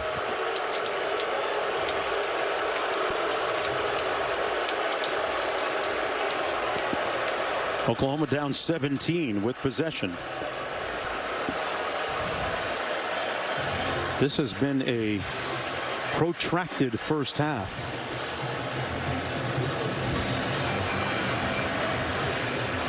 .540 to go still. Let's take another look and see. What do you make of the spot, Robert? You think they got a good one or not? Yeah, I didn't think they got a good spot, but you see the dancing in the backfield there by Kendre Miller. He pushes forward, and then it's just a matter of how do you decipher. Right here. Can anybody see the ball? No. Zoom in. I can't see it. So if you can't see the ball there, how is the ref going to be able to overturn that call and give them a first down or readjust the spot? A lot of times in these situations, the way they call it on the field is exactly what it'll end up being. Ruling on the field stands. It's first down, Oklahoma. Bruh, can I just bring something up to you? This game is decades long, right? Have we not evolved enough to the point where we can't have some kind of microchip in the football to spot this better, to check the forward progress? There's got to be some kind of technology out there that beats just doing it via the human eye. Oh, yeah. Right? I mean, for sure. You talk about microchips, you know, I mean, Elon Musk and those guys are like clapping right now after you say all that. And there's a look at Kaz, strength and conditioning coach. This man right here. That is Kaz Kazadi, the strength and conditioning coach. We talked to Hodges Tomlinson, their corner. We talked to Max Duggan, their quarterback, and they say he's not just a strength coach, he's a life coach. He has really transformed this program. On the handoff, this is Eric Gray. Gray picks up the first down, got about 14. And back to Coach Kazadi. You've got personal experience, Robert, with him. He's had a bunch of big-time guys, right? Yes, he has, and including you. Gray on the run, brought down after a gain of about 2. How many pounds and how many seconds did he take off your 40 time? Let's put it this way. I went to college. I ran a 4.5. Right. And I was 180 pounds. Skinny. By the time I left college, Coach Kaz had helped me get up to 224 pounds, and I ran a 4.32. So he knows what he's doing, and everywhere he's been successful. He is the secret weapon. He was an important hire for Coach Dykes. Bevel swarmed, swallowed, and succumbs at the 49-yard line. Mitchell was the first one to get there. And the Sooners going to lose a few yards. If you're just joining us, Dylan Gabriel was injured on the last series. Yeah, and you're going to see some of that added strength that he's put on these guys. They said, hey, he's put on 15 pounds of muscle for all us guys, and I feel sorry for the ball carrier right there, because that's a whole lot of man meat on top of him. All right. There's a look at Dylan Gabriel out of the tent and walking towards the Sooner locker room as we approach halftime with 4:16 to go. Bevel behind his receiver, Gray, who is wide open. It'll be 4th and long. If he completes that pass to Eric Gray right there, he's still running. Right. There wasn't anyone within a 20-yard radius of him. And if there was, he was being blocked by a wide receiver. Davis Bevel, they've kind of helped you, allowing you to hand the ball off to the running backs as you first come in. But when you get an opportunity to make an easy throw like that, you got to deliver the baby. Anytime there's a potential head injury, the medical doctors will take the athlete out of the noise and out of the light. Take him inside where it's quiet and dark. And as Dylan Gabriel's walked to the locker room. Yeah, great observation, Q. On the return, Darius Davis. But are they going to say call for a fair catch? Must have missed that. They're going to spot it at the 10. As the receiver gave a waving signal. That means the play is over. It's first down TCU. Boy, as if Coach Dykes needed more reasons to be up in the official's grill. Let's see it. Let's watch him the whole time. Number 11 here. Darius Davis. Yep. No. I don't see anything there. No, not even close. Not even close. Man, it seems like the refs right now are out there seeing ghosts, Mark. Hey, Sam Darnold? Hey, yeah. Coach Kaz going to have to hold back Coach Dykes. They've been on the wrong end, apparently, of a couple of calls.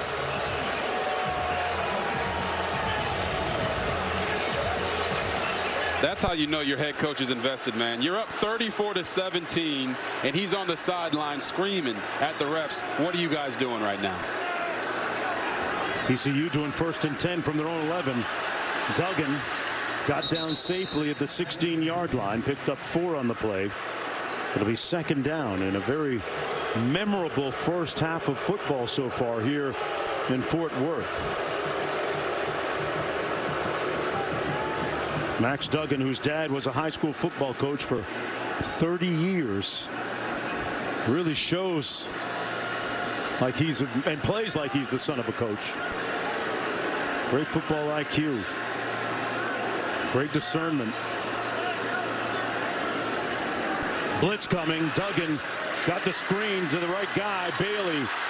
And Bailey picks up the first down out to the 28-yard line. Love that call, Robert. Remember Coach Dykes was mic'd up pregame, sounding all jovial and cordial, speaking with the officials. You're on your daddy's staff in Texas. Yeah. It's been a while. A lot younger than. It's been a while. So I don't expect that speed coming down to that goal line. Ain't no laughing going on now, Rob. no smiling going on now. Coach Dykes like, hey, man, hey, come here. Get at me get over here real quick. Get at me real quick. Offside with contact, number 31, defense. 5-yard penalty, first down. Tuda Salam, the referee. Yeah, you see this is what it right looks like there. now. Yeah. The ref told him before in the pregame, hey, last time I saw you, you were on your daddy's lap. He's like, well, let me go ahead and put you on my lap and give you a disciplining right now. Coach Ka is looking like a bodyguard out there. They set up another screen. This one well read by the defense. Darius Davis, the intended target. 2:41 to go in the first half. 2nd and 5 coming up. You know, you're seeing Venables in the defense, or should I say defensive coordinator Ted Roof. They're dialing up more pressures. So that's why you're seeing Max Duggan and offensive coordinator Garrett Riley try to work in some more screens, get the ball out faster, not allow these negative plays to get you behind the chains. And they're at 2nd and 5 right now, so they're doing a good job of that, but they had to complete that screen there. They keep it on the ground and out to the 37-yard line. Broyles making the tackle on Bailey, sets up a 3rd down and about 2 to go for TCU. And you've seen this consistently from TCU. They've been in these manageable 3rd downs, which is why they've been staying on the field, scoring a lot of points. They're not having to deal with 3rd and 11 and 12s all the time, or 3rd and 7s even, like Oklahoma's offense has. 380 yards of offense. Their 4 of 7. Here's Johnston, nowhere to go. Cut it inside and move the chains. Boy, that speed and effort. And this does not look like a auspicious spot. It's a lot closer to the marker than thought maybe it should have been. Don't give Coach Dykes another reason to blow up here. Yeah, I was going to say that had to be a first down, right? I don't think anybody knows what down it is right now. They moving the chains or they're not? There we go. First down. Now I got to show Quentin Johnston some love there, because you don't see very many 6'4", 215-pound guys who can stop on a dime like that and get back vertical. Like they said, he's not just a vertical threat down the field. He's also a weapon with the ball in his hands. That was a nice run to get the first there. Reason why he's a projected first-round pick. Wide open room service again. One more man, touchdown. Gunnar Henderson. 62 yards on that one.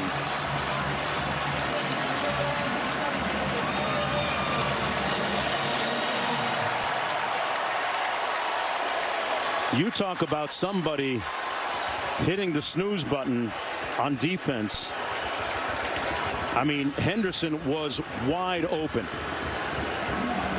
That guy was 7-11, like 24 hours a day, wide open. Yet another coverage breakdown by Oklahoma on the back end. His first touchdown catch of the season, end of his career, a career long, and Coach Roof trying to figure it out. Can't wait to break that down for you when we get back. Yeah, Dylan Gabriel went into the locker room a moment ago. 2-yard gain on the play by Barnes, and Robert, guys in the studio alluded to it. Tua this week, concussed. We're not going to jump to the conclusion of this similar situation here with Gabriel, but he did appear to take a hit to the head. That's why Bevel is scrambling right now.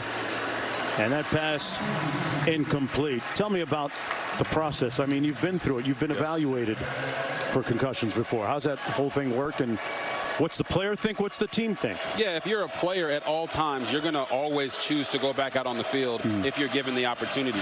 But that's why you have to have people in your corner, especially your head coach, who's willing to put the person before the player. So right here with Dylan Gabriel, he goes down after a hit like that, and the way that he was lifeless on the floor, on the field, you never put that guy back in the game. I had some situations like this when I was in college, and I was blessed enough to have a coach, and Art Browse, who made sure I did not go back out on the field because he cared more about my personal health than he did about the competitive advantage.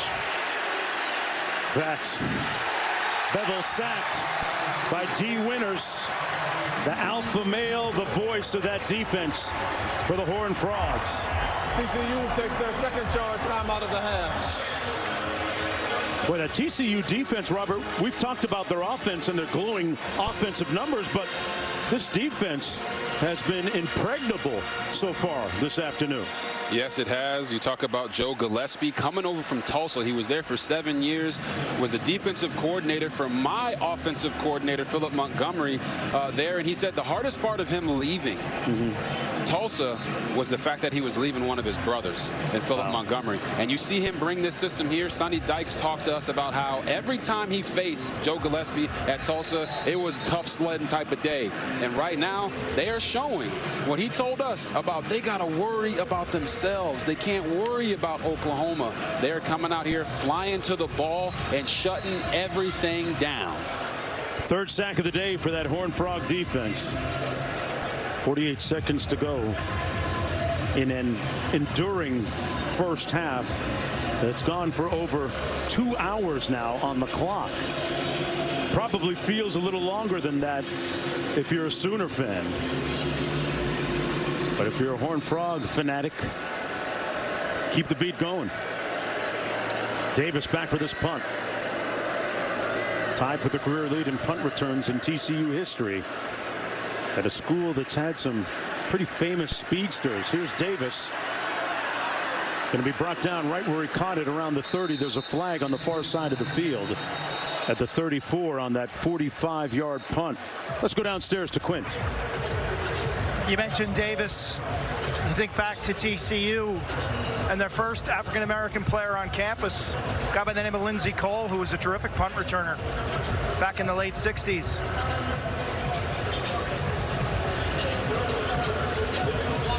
Number 27, receiving team, 10-yard penalty from the spot of the foul. First down, TCU. We'll finish that story when we come back. Let's check in with the studio right now. Q, thank you for the toss there. Double boxes. You got Oklahoma TCU on the left side, right side, back to the Bronx. Yes Network carrying the Yankees-Orioles game right now. Aaron Judge at the plate, his second at-bat. They're already up 4-0, chasing history, sitting on home run number 61.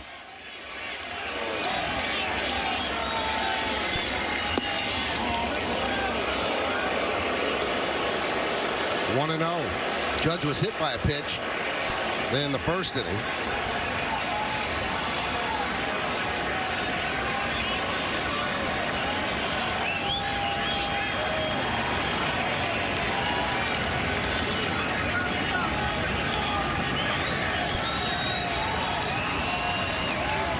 Inside. So this year, of the 61 home runs, 21 of them have come with runners on base.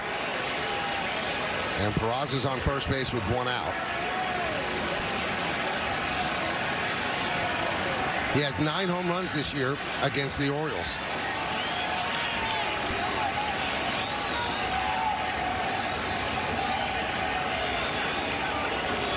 And he has 35 home runs in 79 games lifetime against the Orioles.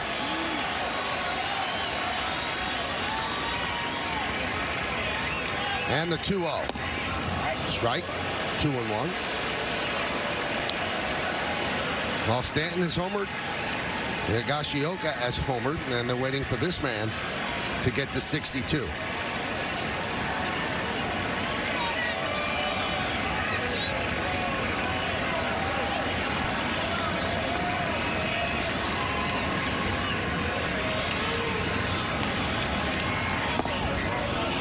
(3-1). 122 seasons of American League Baseball, and no player has ever hit 62 home runs, and just 2 have 61, Judge and Roger Maris.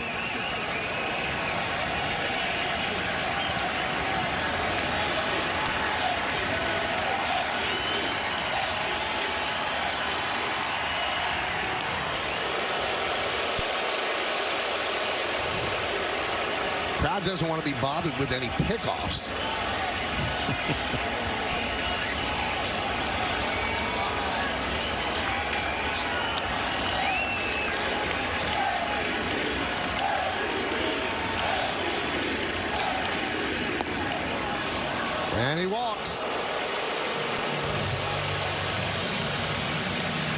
Not many options in the zone. He has to wait for a mistake. We will continue to keep you posted on Aaron Judge sitting on 61 home runs.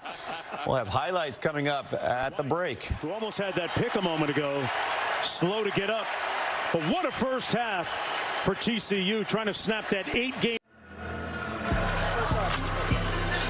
Welcome back to college football presented by Arby's from Fort Worth, Texas. Folks, you're watching the Big 12 Conference on ABC. Boy, what a first half. An offensive explosion by the Horned Frogs. 41 points on the board against 17 for just Oklahoma. And Robert, we've gone the entire gamut of emotions when it comes to the college football experience. Yes, you talk about the fervor in the heat of the moment as Dillon Gabriel goes down from a big hit. The concern when things go awry. The sorrow when you see a guy on the field hurt. The disbelief when you come back to your senses. The relief when he gets up and is okay. College football draws on all the emotions. It's a beautiful disaster. Conflicting emotions. Gabriel went into the locker room, came back out now for the third quarter without his helmet. So glad that you underscored the opposite side of the emotion. Jamoy Hodge, who hit Gabriel, was visibly moved, distraught, upset at what happened, and nobody really goes out there to hurt anybody else. You played, you know, right? Yeah, and like I said, the hit is a dirty hit because, you know, Dillon Gabriel's going to slide, right, and you got to pull off as a defender there. But because of his reaction, I don't think that Jamoy Hodge is a dirty player. And that's just in the fervor, the heat of that moment. He's trying to make a play, couldn't pull off, and luckily Dillon Gabriel seems to be okay. He's on the sideline with his helmet off right now, but he won't be coming back in the game. Duggan hands it off on first down to Kendre Miller. Story of the first half of the football game has been this TCU offense.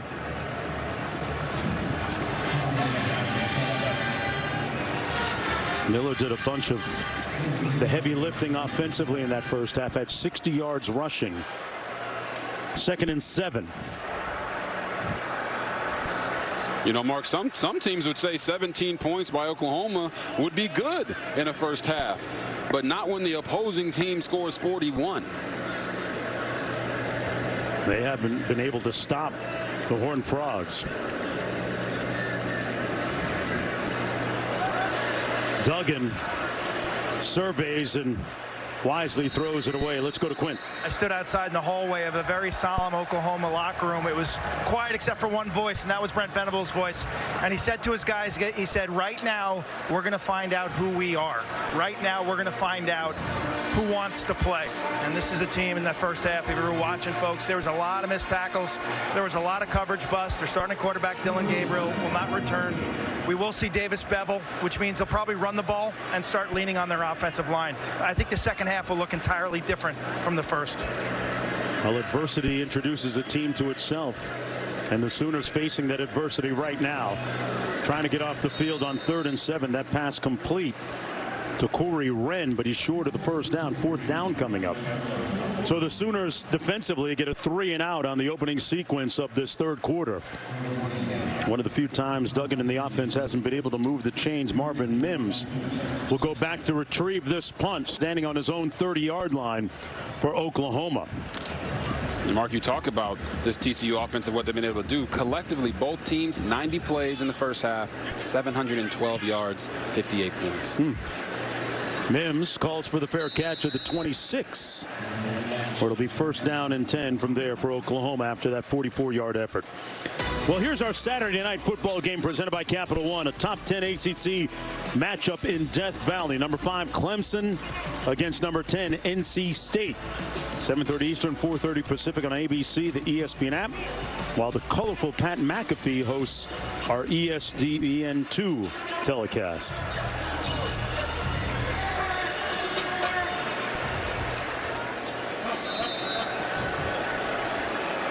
Eric Gray in the backfield on 1st down and 10. Bevel keeps it. Not noted as a runner, not really a remarkable runner.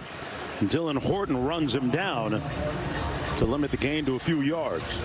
Got about 5. Can they afford to stay with the run game here? Yes, they can. Honestly. You really mean that? I do mean that. I have experience in that. I'll talk to you about it after this play. Okay.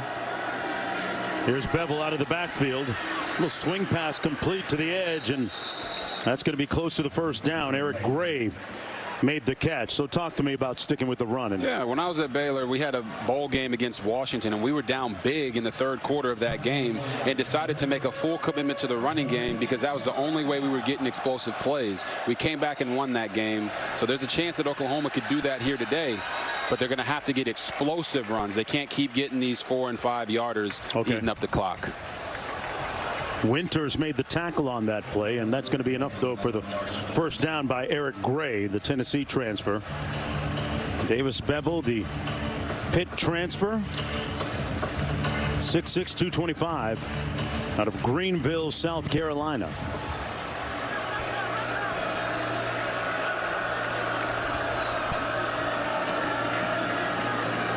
There's going to be a run by Barnes, and Barnes gets out to the 39, brought down by Bradford. And that's Gray that was shaken up on the last run. They're starting tailback. 2nd and 7. This is Barnes. And Barnes gets 4. It'll be 3rd and about 2. Here's a look at some of the pertinent storylines from the 1st half. Gabriel leaving the game following the injury, and Duggan, 9 different receivers caught passes. Yeah, those are the ones right there. Dylan Gabriel, we want to make sure he's okay. And of course, Max Duggan, this guy has been on fire all game long, spreading it around to everybody. TCU has to be sure that they don't take their foot off the gas here in the 2nd half because this game is far from over. Bevel going to run it. Couldn't get the blocker out in front of him, and the play implodes. They'll be short of the 1st down. Fox and Perry in on the tackle, and Bevel slow to get up. Oh no. We've already lost Dylan Gabriel, and Bevel getting up slow. Looked like he was favoring one of his arms. Yeah, he tried to throw the stiff arm. They caught that bad boy and then drove him into the ground on his shoulders. And I mean, if Davis Bevel goes out, I mean, we got General Booty on the sideline getting loose. You never want to get down to QB3. Wow, what a punt. And this will carry him into the end zone, come back out. 1st and 10 from the 25, a 58-yard effort. And there he is, out of Allen, Texas. They know their football in Allen. General Booty. Looks like he might be getting his booty out there on the field. If he's shaking his, they might be in trouble. Back after this. Aerial coverage provided by Goodyear. Road tested and game ready. Are you ready for the road? Goodyear, more driven. Great views from above this afternoon. A lustrous sky spattering down on this pristine field. Carter boys handling their business today. Horned Frogs up 41-17. Just underway here in the 3rd quarter. Mark Jones chopping it up with Robert Griffin III. Quint Kesnick down on the field as TCU tries to end this 8-game losing streak against Oklahoma. 2nd down and 8.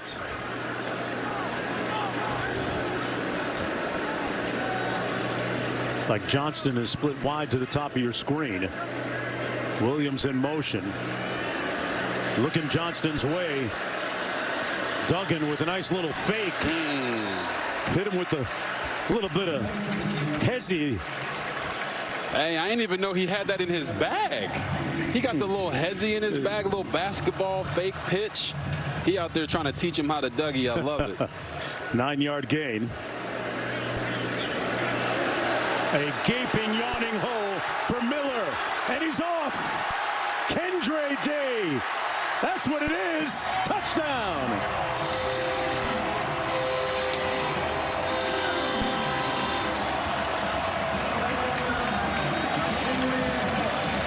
69 yards for the touchdown.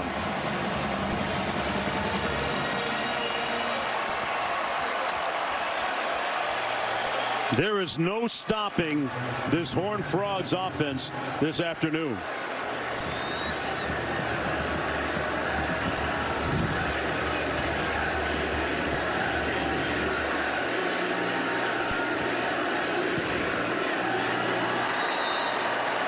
(48-17). And you see it right there. Kendre Miller letting everybody know this is our house. They might not have been ranked coming into this game, but just like Kendre Miller, they're running themselves right into the rankings. You better believe it's Miller time, baby.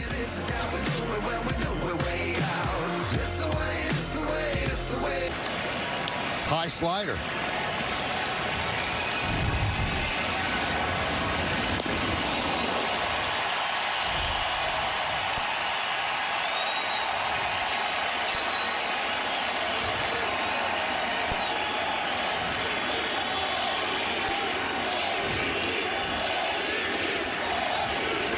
And the 1-2. 2-2. All right, now the story writes itself. It's 2:43 on the clock, the same time that Roger Maris hit number 61 on this date across the street at the old Yankee Stadium, and Maris's family is here. A judge at the plate, his family watching. A 2-2 count with 2 outs in the bottom of the 4th.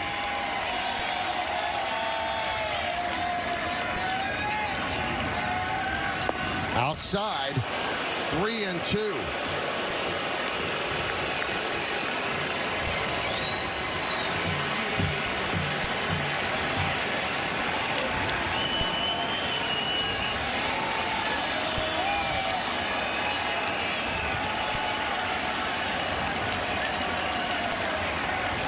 And the payoff, swing and a miss. Judge down on strikes. Had a couple hittable pitches right there. We will keep you up to date from the Bronx on Aaron Judge chasing history. For now, let's go back to Mark Jones. Right now.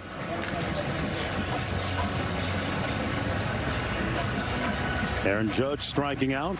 2nd and 10. TCU up 48-17. Sooners with the football. They're going to run it into the boundary. Man, that is form tackling by Mark Perry, the Colorado transfer, on Barnes. Woo! We talked to defensive coordinator Joe Gillespie. He said, my defensive guys are going to have to be versatile because the defense is versatile. And right there, Mark Perry playing in the box like a linebacker. He's going to come off the edge and get him in there. Love that stick. Out of that 3-3-5 alignment. Coach Gillespie telling us that his team has the ability to be a very fast defense. Bevel incomplete. There was a little dysfunction at the junction there. His receiver Mims kept running downfield. And a quick 3 and out.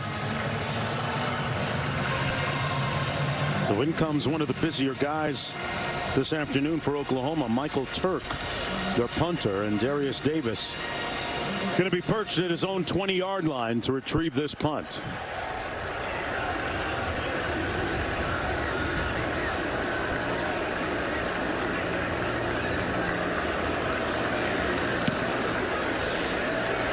Already had a 58-yard punt today. That one high and way out of bounds. Going to be interesting to see where they spot this.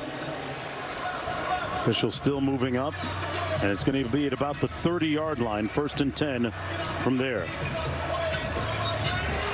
But let me show you that run from the last series. You're going to see Alan Ali and the left guard build up to the linebacker, creating a hole for Kendre Miller. And then watch this man right here. Kendre Miller's going to make him do the cha-cha. Right there, he knew it just got real. And then after that, it was off to the races. And if you ain't catching Kendre Miller when he's got a lead on you like that, 3-3 just got 6. Kind of reminded me of track star here at TCU, Raymond Stewart. Oh. Ronnie Baker. Dropping names. Kim Collins. Oh, wow. Got a history of speed here in Fort Worth, on and off the football field. And pass complete to Davis. Boy, Alon Ali, the center, one of the real leaders of this offense. Transfer from SMU. Played tackle. Both sides of the offensive line. Robert now in the middle. Left guard. I mean, and then you got him there at center.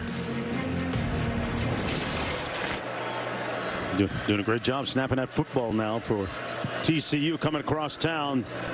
That play blown up. DeMercado is going to lose a yard. You know, Alon Ali, his namesake was known for being able to do a little bit of everything. Muhammad Ali, he had the jab, right? He had the power. Oh, he was named after Muhammad? He could hit you with the rope-a-dope. Okay. But at the end of the day, he's out there floating like a butterfly, stinging like a bee. And the more you can do as an offensive lineman at the next level, they cherish that. The fact that he's played at every single spot on the offensive line is going to make a lot of offensive coordinators in the NFL and executives want him on their team. Put some dollars in his pocket. 3rd and 13. Little receiver screen complete. A missed tackle. 2 missed tackles. Davis is going to be stopped up after about a gain of 2. So 4th down coming up for the Horned Frogs.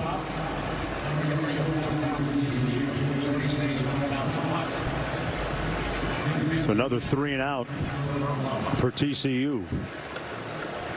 Makes you wonder, is TCU taking their foot off the gas pedal a little bit? Listen, it's 48-17. We understand that. But if they were to drop 60 or 70 on Oklahoma, that would really stir some things up in the Big 12. Mims calls for the fair catch at the 33. It'll be 1st and 10 from there. We're going to take a short break. When we do, our guy Q going to be dropping a smart bomb on you. Little history when we return.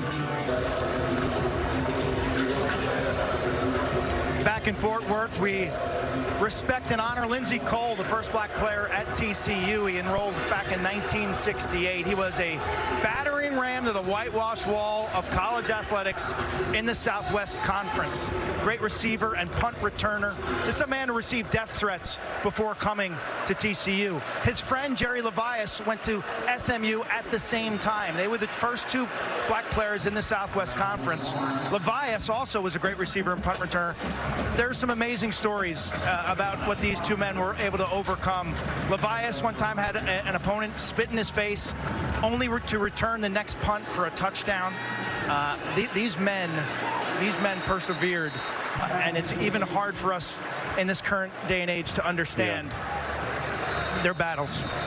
Great point, Quint, to think about the courage and bravery that it took to withstand such said death threats that you mentioned because of the racism that they faced. Can't overstate how courageous they were. We're going to take a short break. We have Theo Weiss injured down in the field for the Sooners. Let's go to the studio.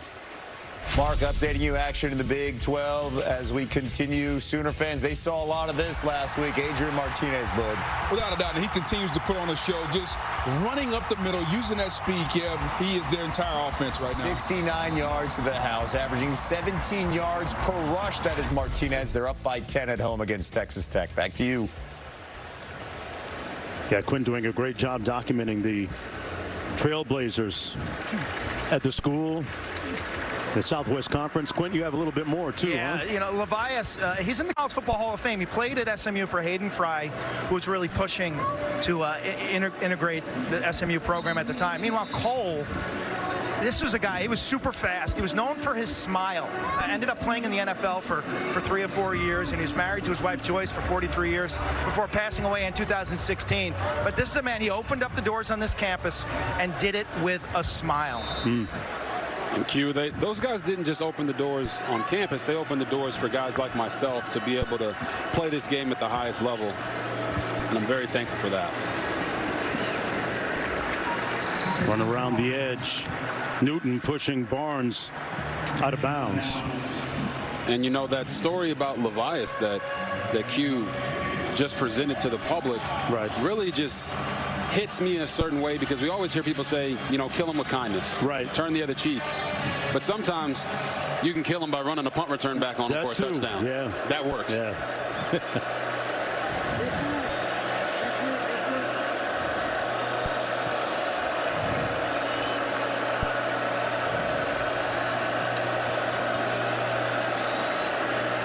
Bevel goes through his progression complete to Gibson. And Gibson got hit. Abe Kamara. And we got a flag because of the subsequent activity.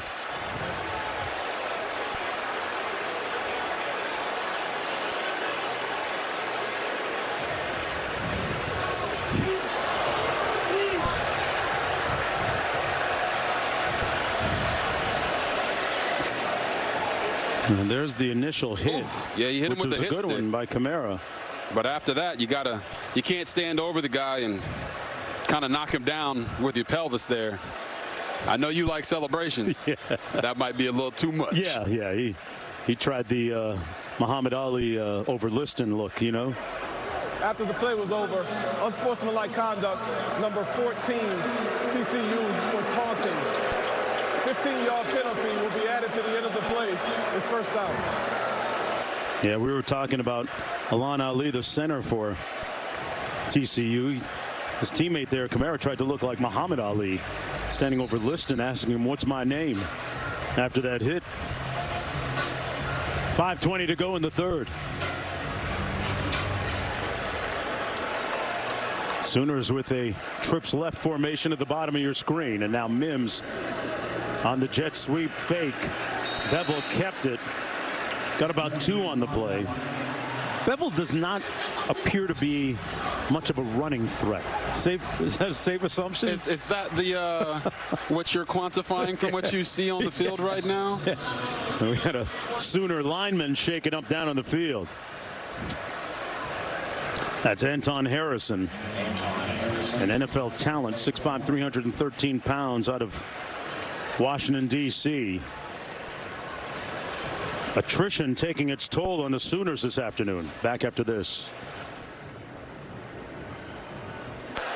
Bevel misfires on 2nd and 9. Had a man, Gibson, open on the post. That would have been 6, Robert. Yeah, and Mark, you talk about Davis Bevel not really being a running threat, but that's what he can do. He can stand tall in the pocket and fire balls in there, but right there he just put a little bit too much gusto on that throw. He had his guy Jaden Gibson wide open. He probably could have just popped that one up and it would have been a touchdown. 3rd and 9 coming up as a result. Walker motions out of the backfield. Bevel nowhere to throw it to, nobody to throw it to. All his receivers covered. And good pressure by Dylan Horton. Sets up a 4th down and 9 now for Oklahoma. You know, offensive coordinator Jeff Lebby tried to give Bevel an easy completion there by running the misdirection screen, but TCU was all over it. Playing that 3-safety structure on the back end has really allowed them to play downhill football the entire game, and a lot of people didn't think that this would be able to work in the Big 12, especially stopping the run, and they've shown that they can do both. Gillespie spent 20 years at famed Stephenville High School as a coach there. Bevel steps up and is brought down at the 34-yard line, sacked by Dominic Williams. And TCU will take over on downs.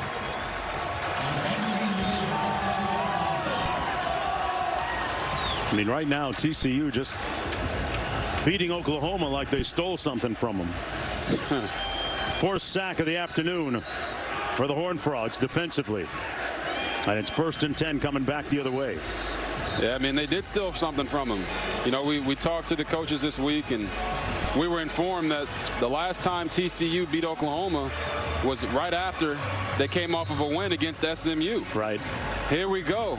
It looks like history is repeating itself, and this guy right here might need to shave that beard. Hey, he didn't have a beard when the last time that TCU beat them. You know? Exactly. History's repeating itself, and TCU Horned Frogs are feeling good about it. Duggan going to take off. Got a couple blockers ahead of him. Duggan pulling away. Gray and slides in at the 30. Hey, he popped that clutch, folks, and showed you he got a little get up. Hey, Mark, you dugging it? I'm dugging. I'm feeling it, man. I'm feeling this guy is using his arm and his legs a little fake.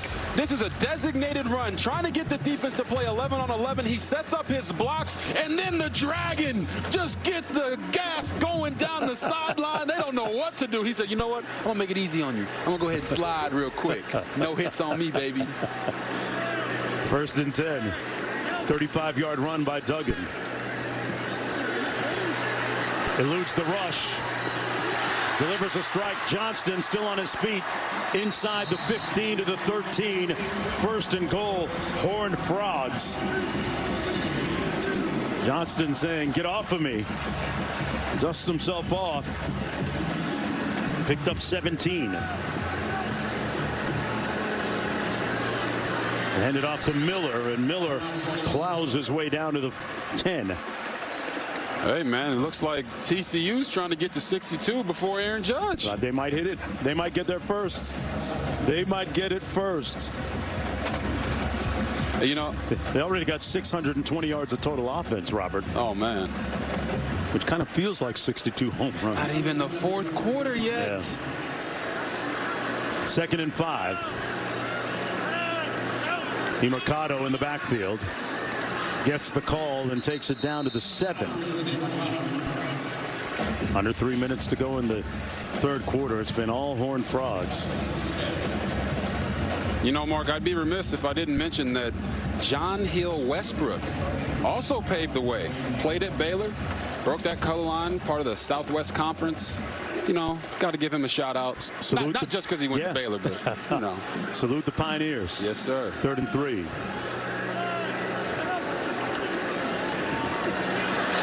Big hole, big run down to the 2-yard line. Mercado picks up the 1st down. It'll be 1st and goal.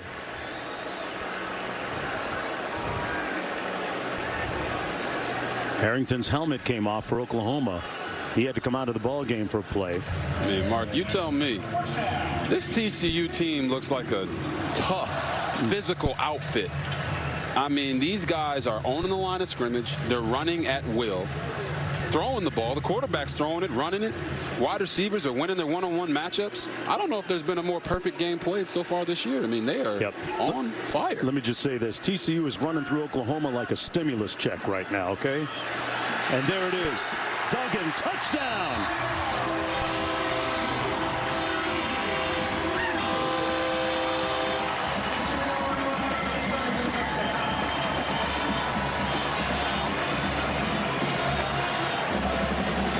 Well, Robert, last week we saw Adrian Martinez eviscerate that front of Oklahoma defensively.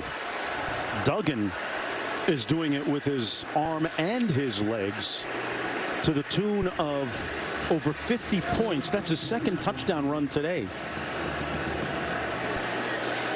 And I don't think there's any looking back, regardless of the health of the other 2 quarterbacks at TCU. This has to be Duggan's team right now. Oh, yeah. Without question. Without a question. Mad Max is on a rampage right now. Okay, you don't want to be in his way. Not only is he processing the field and throwing the ball with confidence, he's also running the ball. That's their 5th rushing touchdown of the day. I mean, look at this guy. He's on fire. Just look at the color of his hair. Yeah, he is flaming right now. Hot. I guess if you're putting Adrian Martinez in the Hall of Fame after what he did to Oklahoma last week, where you got to put Max Duggan. He's in that special wing of the Hall of Fame. Oh, yeah. You know? He get a whole statue, right? Behind 3 velvet ropes, you know. 1:40 to go in the 3rd quarter.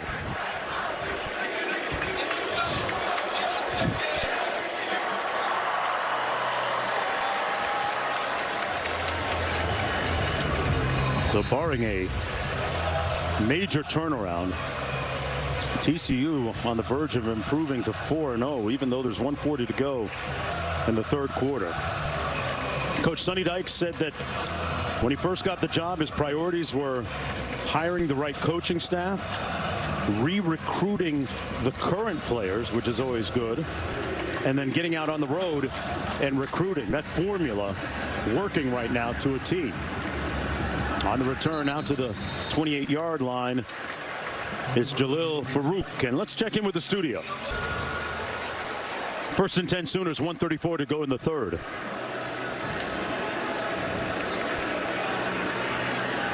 Going to keep it on the ground. This is Javonte Barnes. And we're talking about Max Duggan. He's 5th, 5 rushes for 116 yards and 2 touchdowns. And you see right here, the man is bleeding. I can only imagine him saying in his own head, nobody makes me bleed my own blood. He's out for vengeance. Now it's wrapped up, and he's ready to go back and get some more touchdowns. Nice run by Barnes out to the 38-yard line. And tough to imagine that anyone has even laid a hand on Duggan for him to bleed today. Yeah, he's been spectacular. He really has. And Duggan, you know, you look at the NFL nowadays, there aren't a lot of guys that only throw the ball. A lot of them are using their legs. This is his 4th 100-yard rushing game of his career, and he's making money today. Nice cutback by Barnes. About 2 yards shy of the first down. Hey, Big 12 Now on ESPN Plus is a must-have for Big 12 fans. The college basketball season starts November 7th with over 50 games plus over 200 women's basketball games, soccer, volleyball matches, gymnastics, wrestling, duels, baseball, softball, as well as Big 12 Conference Championship events. If you're a Big 12 fan, you got to have it. Sign up today at ESPNplus.com/Big 12 Now. Shout out to Jamie Dixon, the head basketball coach here at TCU. Always does a phenomenal job. Had a chance to chop it up with him a few times. One of the best in the biz, and a nice tackle there right near midfield. Pardon me, at the 45 by Bud Clark. I mentioned women's basketball around the corner too. Shout out to Sophia Jones rehabbing that knee out at San Jose State University. Yeah. Coming back better, right, Mark? All day. Yes, you know sir. it. We know. 3rd down and 2.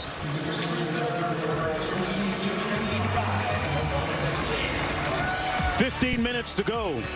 TCU in control.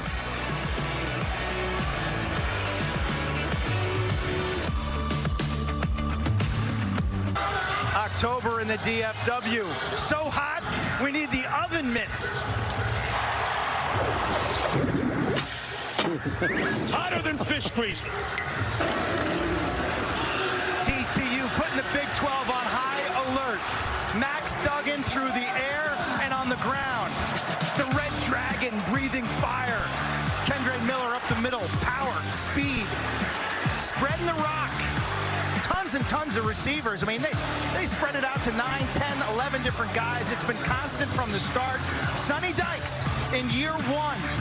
The Horned Frogs, poisonous today on offense. Toxic, Q. Great job. Starting the 4th quarter. Bevel complete out of the backfield to Barnes. Barnes breaking a couple of tackles to pick up the first down. If you're Oklahoma, Robert, the odds are against you. Yes. Duh, right? What does good football look like from here until the expiration of the clock?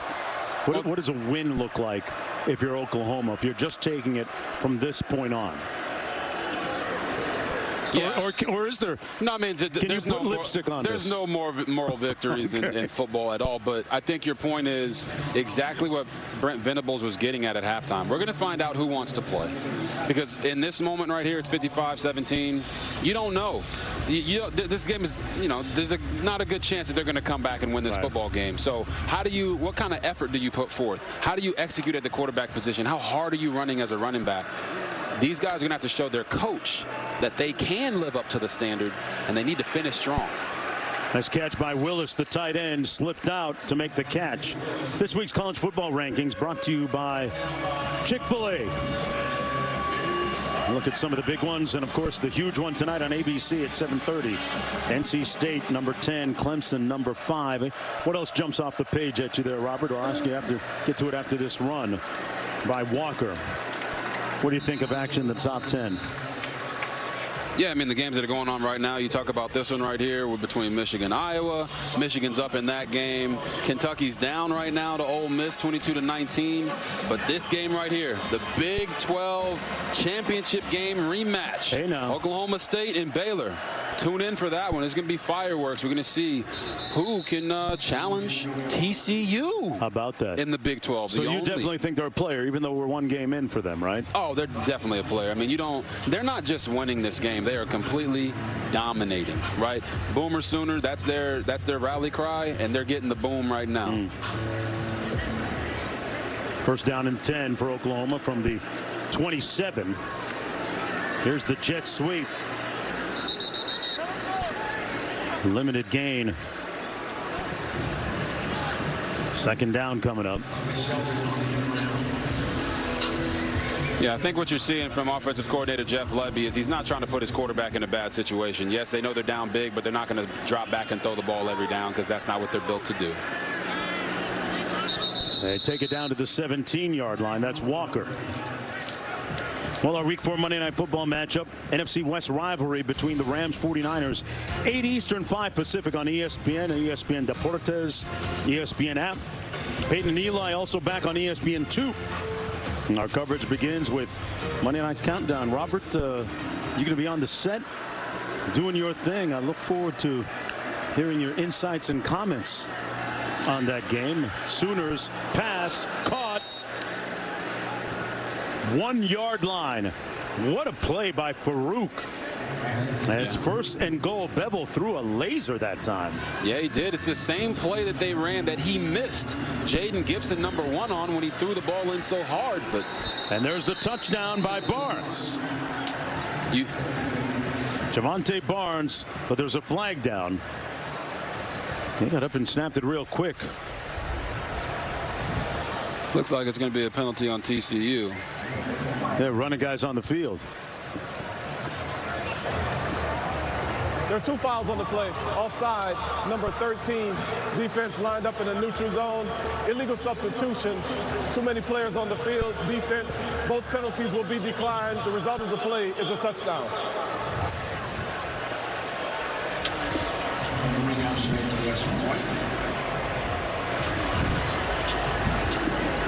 And here's the extra point to come.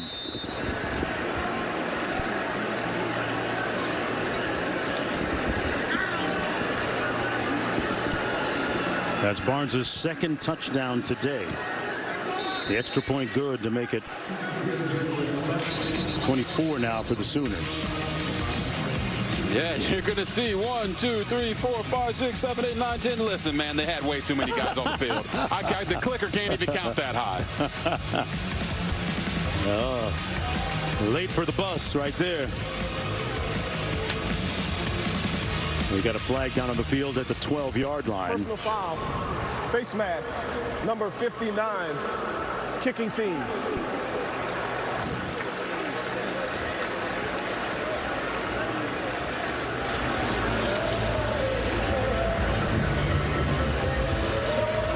So it's 55-24 now.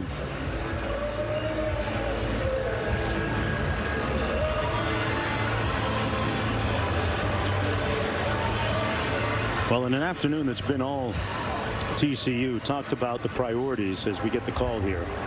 Personal foul, face mask, number 59, kicking team. The 15-yard penalty will be enforced on the kickoff. The try was successful.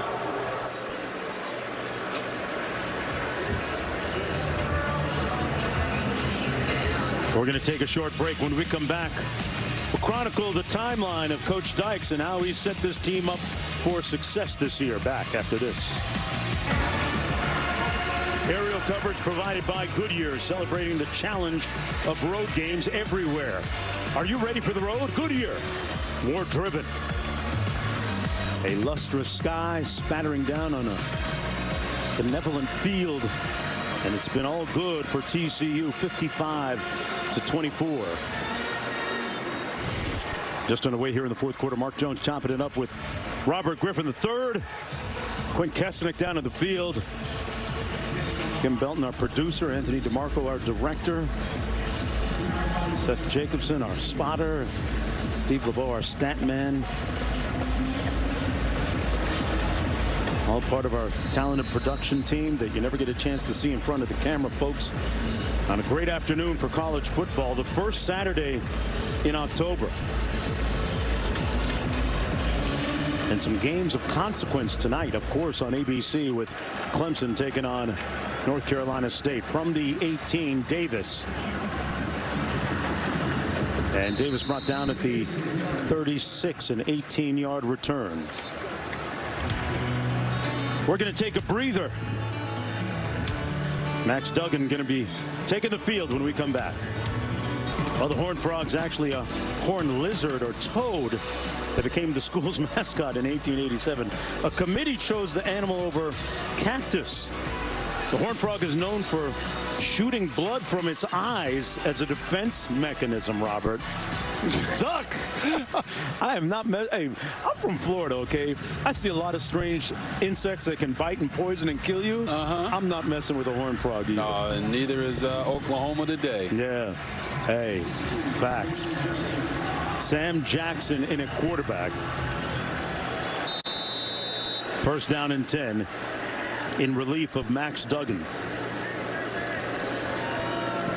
Jackson hands it off to Bailey.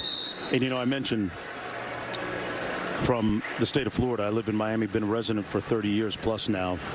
Thoughts and prayers for restoration of the residents from South Florida, Southwest Florida, Naples, Fort Myers, Tampa, St. Pete's, Central Florida area, Northern Florida. Hurricane Ian ravaged and decimated the state through an environmental cataclysm over the last several days. Rebuilding that will take a prolonged amount of time. And great to see President Biden helping out the state and aid coming in. Robert, it took some time for both of us to get here. We're both Florida residents, and the devastation was just... I saw boats up on the sidewalk, places where they shouldn't be. Yeah, you know, all the images that you see on social media and TV of the winds knocking over trees, houses floating down the street, all that stuff is real. You know, we drove from Orlando down to Miami to catch a flight just to get here, and that pales in comparison to the miles upon miles of highway that we saw underwater. Right. And when you talk about the people in Florida, you're talking about over 45 people that have been pronounced dead. Thousands of people have not been accounted for at this point. Our prayers go out to the people in Naples, Fort Myers Beach. People just being displaced, and please send aid if you can. Every little bit helps, of course, as we go back to the studio. Mark, Robert, well said by you guys. 61 years ago, Roger Maris hit home run number 61 on this date. Aaron Judge sitting on home run number 61 so far. He's been hit by a pitch. He has walked, and he has struck out, getting ready for his fourth at-bat against the Orioles. You're going to get it live as he's chasing history to become the first man to hit 62 home runs in the American League. Let's go out to Michael Kay in the Bronx, part of the Yes Network. 2 ribbies and 7 runs scored, and I guess, David, some will make the case, although Aaron Boone doesn't agree, that people have not given him anything to hit, but they have certainly pitched him carefully, as if it's the 7th game of the World Series every time they face him. Yeah, no, they're pitching him straight up and like an MVP. But notice that the Yankees scored 3 runs in the first, and Aaron Judge leading off, got on base with a hit by pitch. So once again, kind of leading the charge as a leadoff hitter, whether he gets a hit or walks or gets on base by any means. Well, for those tuning in from around the country, welcome to the Yes Network as Aaron Judge takes another shot at number 62.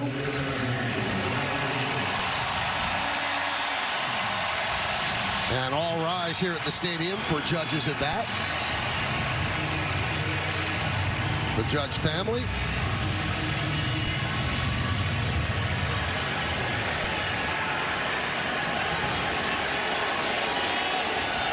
Spencer Watkins on the mound, and he deals. October 1st, we told you Maris hit his 61st. Also on October 1st, 90 years ago, Babe Ruth with his called shot in the World Series.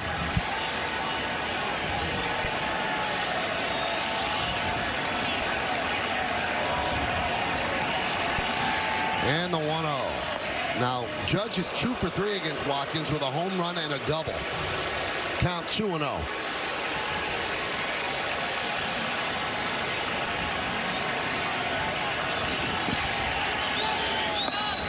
He's staying away, 3-0.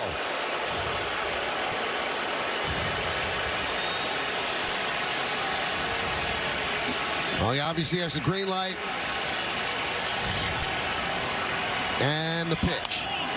Foul back. 3-1. You see everything today has been away. That little cut fastball still pounding the outside part of the plate.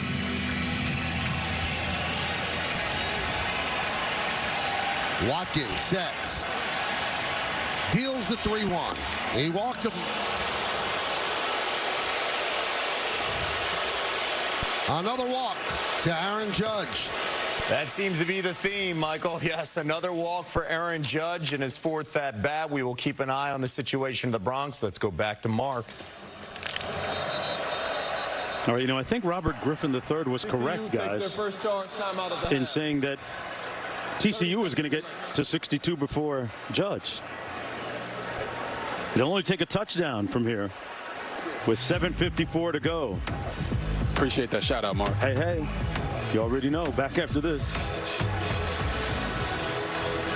So we're going to reverse course, call an audible, and stay right here with 7:54 to go. Talked about the devastation a moment ago all throughout the state of Florida because of Hurricane Ian, a historic event. Help people affected by Hurricane Ian. Donate at redcross.org/ESPN. That's redcross.org/ESPN to help the Red Cross prepare for, respond to, and help people recover from this disaster. You think about pro and college sports and how they can be a vehicle or a mechanism or distraction. How sports positively can distract us from hardship, how they can be entertainment. Did you see that jump ball? And when I go to Baltimore Ravens, I live in Maryland, so when I go to a Raven game, it's like one time a year. I know the unification of the city, and sports unifies cities and regions. It brings people together, and I think after what has hit South Florida and the Carolinas this week, sports are a real positive. Yeah, it can be a real panacea for people's problems and issues. 7:46 to go.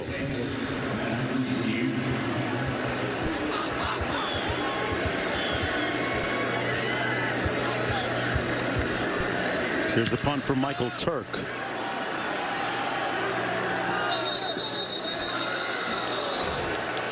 And they're going to spot this one way up by the 40-yard line, 41-yard line. Not a great punt by Turk. When we come back, Q will have a lot more on the star wideout, Quentin Johnston of TCU. Back after this.